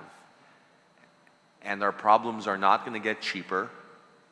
We really need to find ways to raise greater revenues, whether through a rebuild of our tourism industry or a restructuring of our tax code to better capture the revenues generated from the military-industrial complex. That is really the big opportunity for us. Even the studies done by the Department of Defense show that this time of buildup is temporary. And so let's strike while the iron is hot so we can take care of our much more fundamental needs so that we can give more resources to the arts. I forget who said it. I think it was Voltaire. He had a saying that I study art, or I study war and politics so that someday my child could study the trades and so that their child could study the arts. And so we are going to be the generation where we have to study some incredibly intensive stuff. And we may never see the prosperity of the work we do here in this chamber, but I hope that our children and grandchildren can. With that, I yield the rest of my time. Thank you, Mr. Chair. Senator Guåhan, you're recognized. Thank you very much, Mr. Chair. Mr. Chair, likewise, again, as the oversight for federal affairs, it's right. I did pen a letter yesterday to Lisa Murkowski, actually the chair for the Senate Appropriations Subcommittee on Interior, Environment, and Related Agencies, and I was asking for a carve-out, basically a congressional directed spending earmark for FY2026 Interior, Environment, and Related Agencies appropriation for the bill to sustain the operations of PBS Guam KGTF, our island sole television, public television station. Likewise, I simultaneously pen a letter as well to John Brewer, who is the Director of the Office of Insular Affairs, as well asking for consideration for technical assistance program grant for the Office of Insular Affairs to support the continued operations and service delivery for PBS Guam KGTF, Guam's only public television, and critical educational and emergency communication resources for our community and the wider Marianas Islands. So that was penned yesterday, or emailed yesterday to them. I was able to meet, of course, Director Brewer about a month and a half ago, likewise, and the new Insular Affairs Undersecretary as well. So hopefully that we'll be able to get a carve-out. We are unique, very different operations from the other states that have their public TV stations, PBS stations, and so I'm hoping and praying that we'll be able to get a carve-out, and I'm inviting them to, again, for these folks that are accessing federal programs, that to look at the uniqueness of our island, that not in just one broad swipe of a pen that you're going to eliminate everything, because the uniqueness of what we have out here is greatly jeopardized. And it may be a smaller thing for them, it's of great importance for us out here. So again, I'm hoping to hear back from them hopefully soon, and I'm hoping, and I hope we're all on board with this. I hope the governor's office and the congressman's office will send a letter as well and follow up in regards to a carve-out from, again, the federal acts that PBS Guam is undergoing at this point. Thank you, Mr. Chair. Senator Guåhan, on PBS Round 1, PBS Round 1, Senator Tina, Ranking Member Tina Rose Muñoz-Barnes, you recognize. Mr. Chair, and I just want to say, as I listen to the retiring speakers and believing in my heart that they truly want the best for PBS, KGTF, as we've grown up. In all the decades that I've been in government, over 43 years, but KGTF being around for over 60 years, if not more. They have been able to provide public broadcasting and educational programs to our children. I myself, as one of those that truly loved Sesame Street and of course, Mr. Rogers' Neighborhood, I just want to say that even my children and my grandchildren growing up, this program has literally given a lot to the island of Guam, especially as it relates to the preservation and the advocacy for our island community, right? Preserving our history, preserving our language, literally getting involved with the children, working not just with the community college and the university and all the schools out there.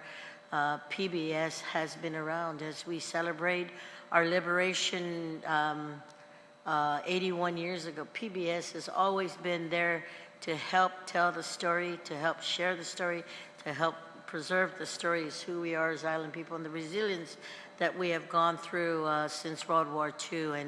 And I do have an amendment that I'm going to proffer later on in this chapter, and I really hope that my colleagues support the effort. So in the interest of time, I just want to say that I truly appreciate the support from my colleagues and know that this agency has gone out of their way to literally get the resources and make the resources that it needs. For those who don't know, it's a semi-public-private corporation, and for many years we have engaged in the match to support the program here. And because of what has happened to them gravely in the presidential cuts this term, we just need to show our support. So I'm here with the amendment, and I'm praying that my colleagues support the efforts of giving the resources that they need to sustain PBS. Sinamasi, Mr. Chair. Masi, Ranking Member Senator Barnes. PBS Round 1, PBS Round 2. PBS has been heard. Now we are on the Chamorro Land Trust Commission. Director Guerrero, you recognize. Thank you, Mr. Chairman. For Chamorro Land Trust Commission, general fund appropriation in $654,883. Chamorro Land Trust Operations Fund, $859,357.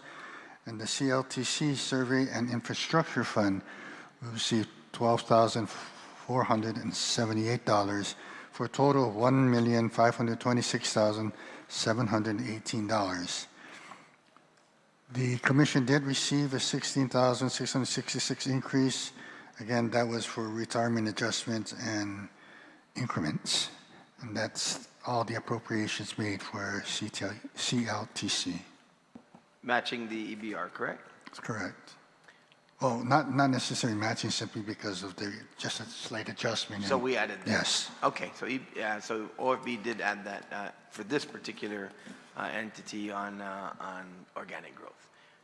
Colleagues, Chamorro Land Trust Commission, Round 1. Chamorro Land Trust Commission, Round 2. CLTC has been heard. Colleagues, we are now going to Guam Regional Transit Authority, GRTA. Director Guerrero, you recognize. Thank you. For the Guam Regional Transit Authority, their total appropriation out of the general fund is $2,840,499.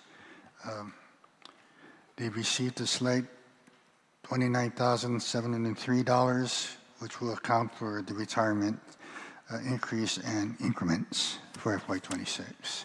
And that is all their appropriation. And that was EBR plus on our side. We added to the EBR? Or the EBR added the organic growth as well? Yeah, we increased it by 29,703. Senators, GRTA round one. Senator Parkinson, you're recognized. Thank you, Mr. Chair. Yeah, I want to talk about the GRTA because I was the former oversight chair of it last time.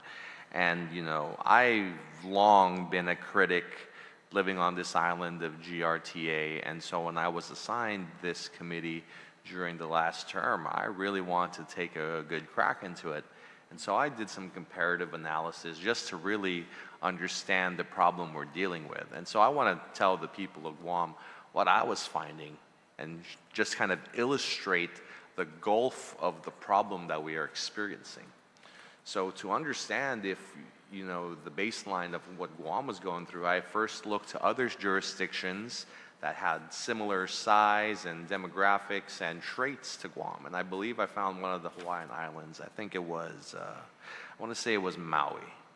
And at the time when I did the comparative study, just to show you what Maui had, and they have a functioning mass transit system, was at the time when I was looking at their budget, their municipality, their government, their local government, spending in the neighborhood of $800 million. And of that $800 million budget, they were roughly spending about $40 million of their own local budget on their own mass transit. And that's not including all the money that they got from the federal government to supplement it. Just from their own local budget, they were spending like $40 million. And when I look at our own government, we are spending $2.8 million on our mass transit. And that's not a criticism of any of the previous legislatures, because I definitely can see the problem, is that to have a proper mass transit system, there is a local expenditure or local commitment that we're going to have to make, and seeing other jurisdictions do it has shown me that the gulf between us and a proper mass transit system is a wide and incredible gulf. And it kind of becomes a chicken and egg situation. How can I come to this body and ask to fund such incredible amounts for our mass transit system if we can't guarantee that they could spend all that money efficiently, and if they don't have the proper leadership to, you know, take that investment and not basically let us flush our money down the toilet? And so it's a tough problem because the spirit is willing to help, but this is just such a complex problem and expensive. With just our current budget now, we are having trouble finding somebody qualified to even take the director position. That's how difficult it is. And because of the lack of funding, how are we going to get somebody who really knows how to do the job to take the position? It's really tough, because mass transit was one of the things I really, really want to fix on this island. But it's not something that any one senator can do with clever legislation. It's not something one congressman can do or one governor. This is going to be a comprehensive group project among all of us, because the necessity for mass transit is there. And while I appreciate the work we have, and I feel for the plight of the mass transit workers and the mass transit customers who are underserved, I don't expect any department director to give us top flight services at these prices. But at the same time, we cannot justify giving that much when we have so many other needs among our government. And so this is a long-term project of how we need to fix. And to be perfectly honest, this is not in my area of expertise with the mass transit system, you know. So I really would like this body to, I don't know, come together. But this is a problem that has long haunted our island. And it's one that once I actually got in this chair and I saw how problematic and how difficult it could be to try, I am not above saying that we need help and we need solutions and we need to figure out what to do, because, you know, we're kind of trying to put a Band-Aid over a gunshot wound and it's not enough. Thank you, Mr. Chair. Susmasi, Senator. GRTA, round one. Senator Perez, you're recognized. Thank you, Mr. Chair. So if you can confirm the amount base, what is the difference between the 2025 budget as well as the executive budget? What is the difference? I'm sorry, Senator, can you repeat your question? What's the difference between this and the executive budget?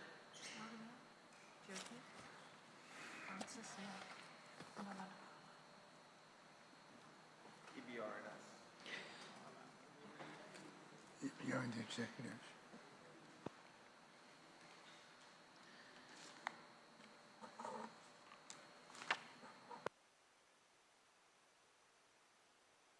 The EBR and what we propose. What we propose, Senator, is about 22,000 less than the EBR. Is there a reason for the decrease?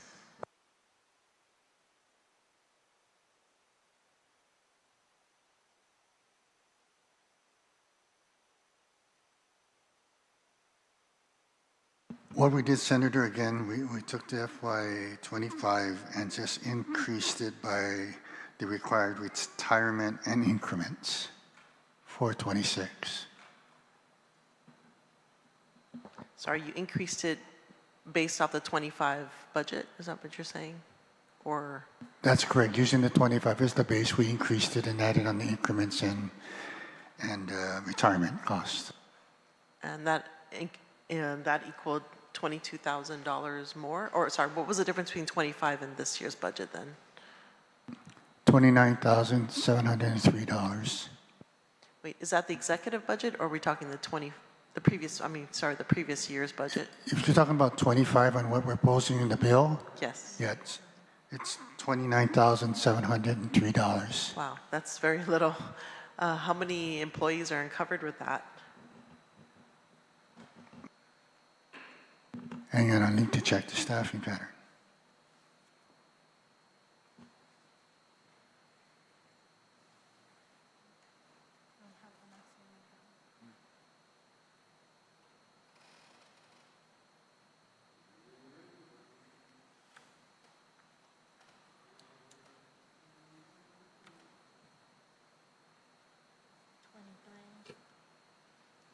Total FTEs or bodies?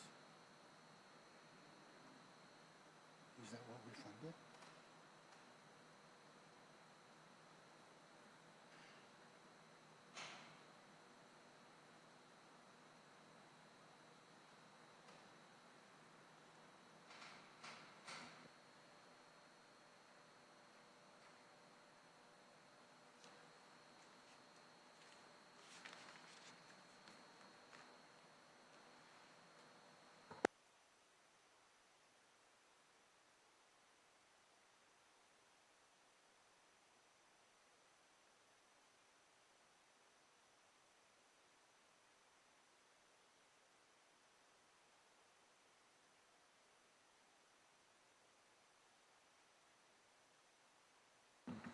Total number of FTEs, Senator, that's reflected that we funded is 23. Yeah, it's my understanding. Are there LTAs that are hired, or are they actual classified employees? Let me check.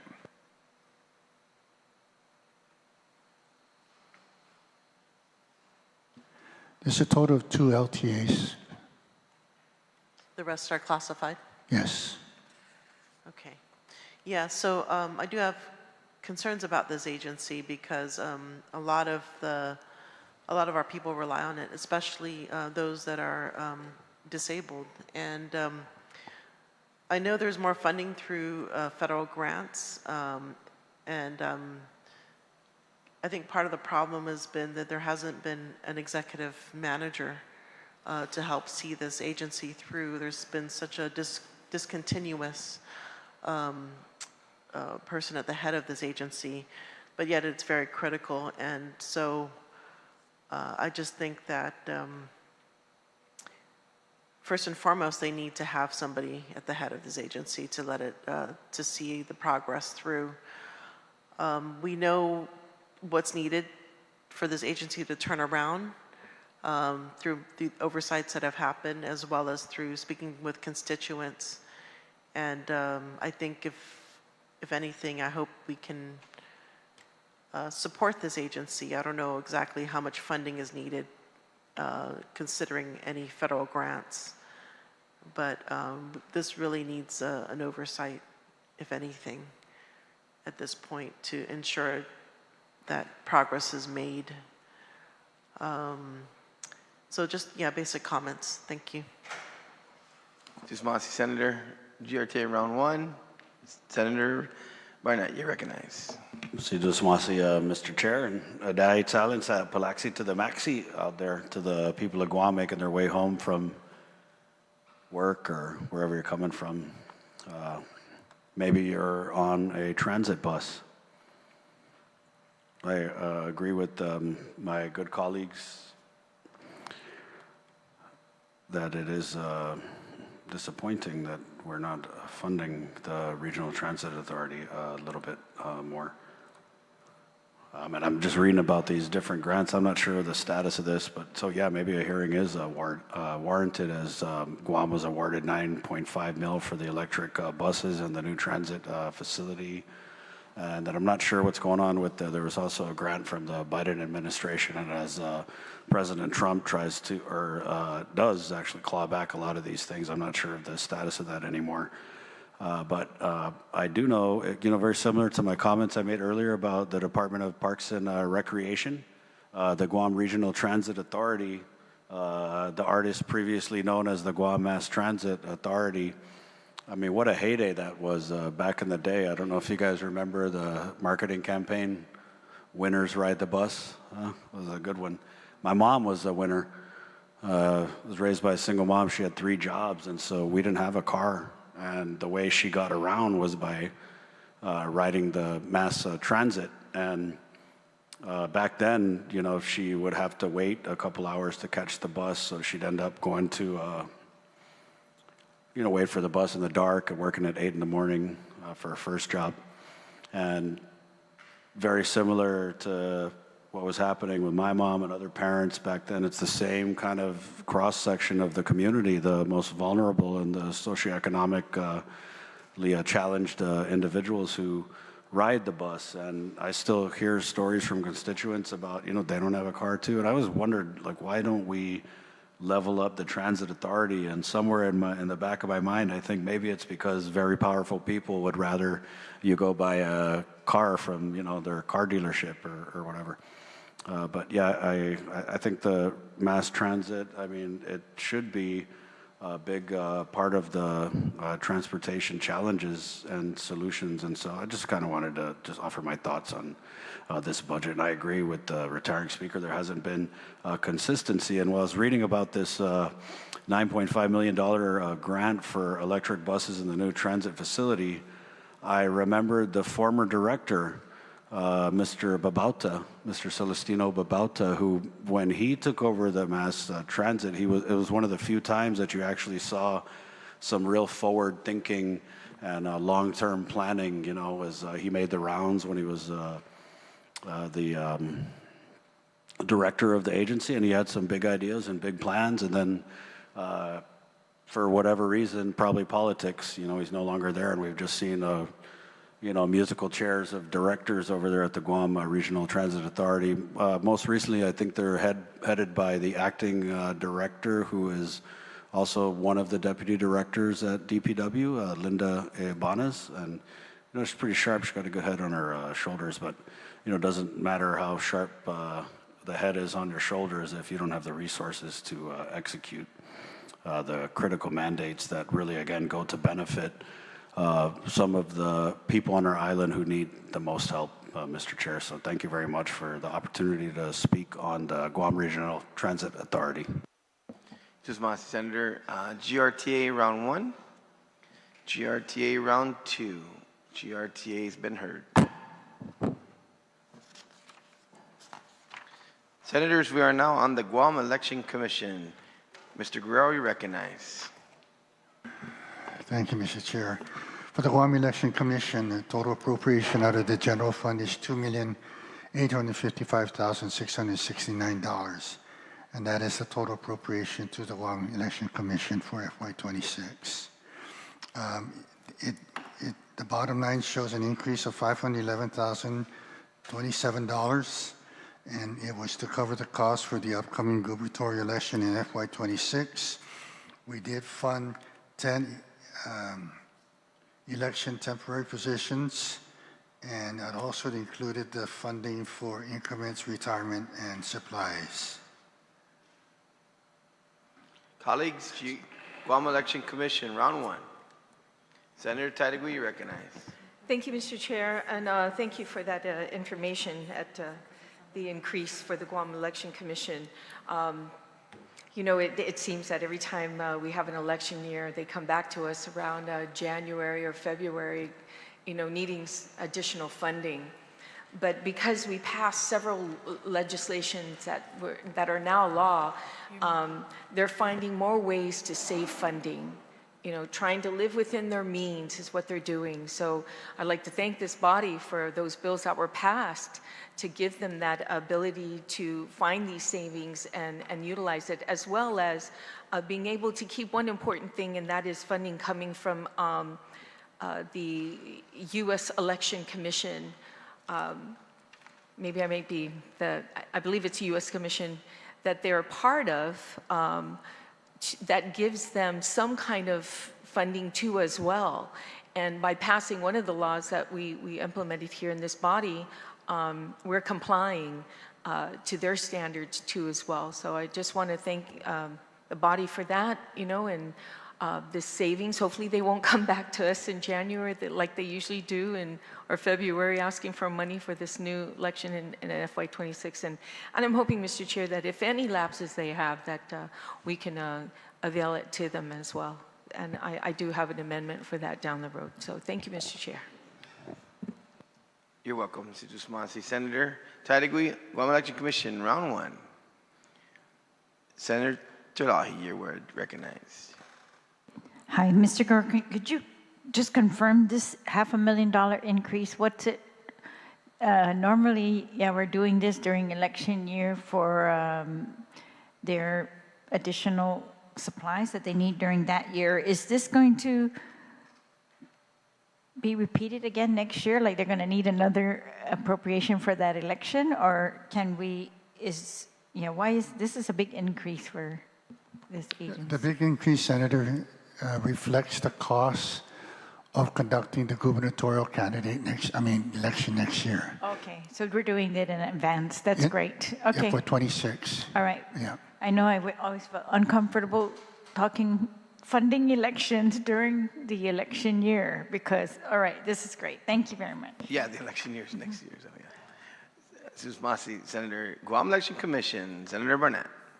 Sidus Wasi, Mr. Chair, for the opportunity to speak on this chapter, and really to wish all of my colleagues in here who have already publicly announced their intentions to run for office in the upcoming election season. Mr. Chair, I know there was a recent announcement this morning, so I want to congratulate our former colleague, Senator St. Nicholas, as he announced he's going to be running with our current colleague, the good senator from GIGO. I'd like to also wish good luck to Vice Speaker Atta and his running mate, as well as Speaker Bloss, who has publicly declared an intention to run in the gubernatorial election. So may the best Godsus win, and very grateful that we're able to give the resources to the Guam Election Commission, and we've also passed just a bunch of laws over the last calendar year, and to include the previous term that they believe will really help them run a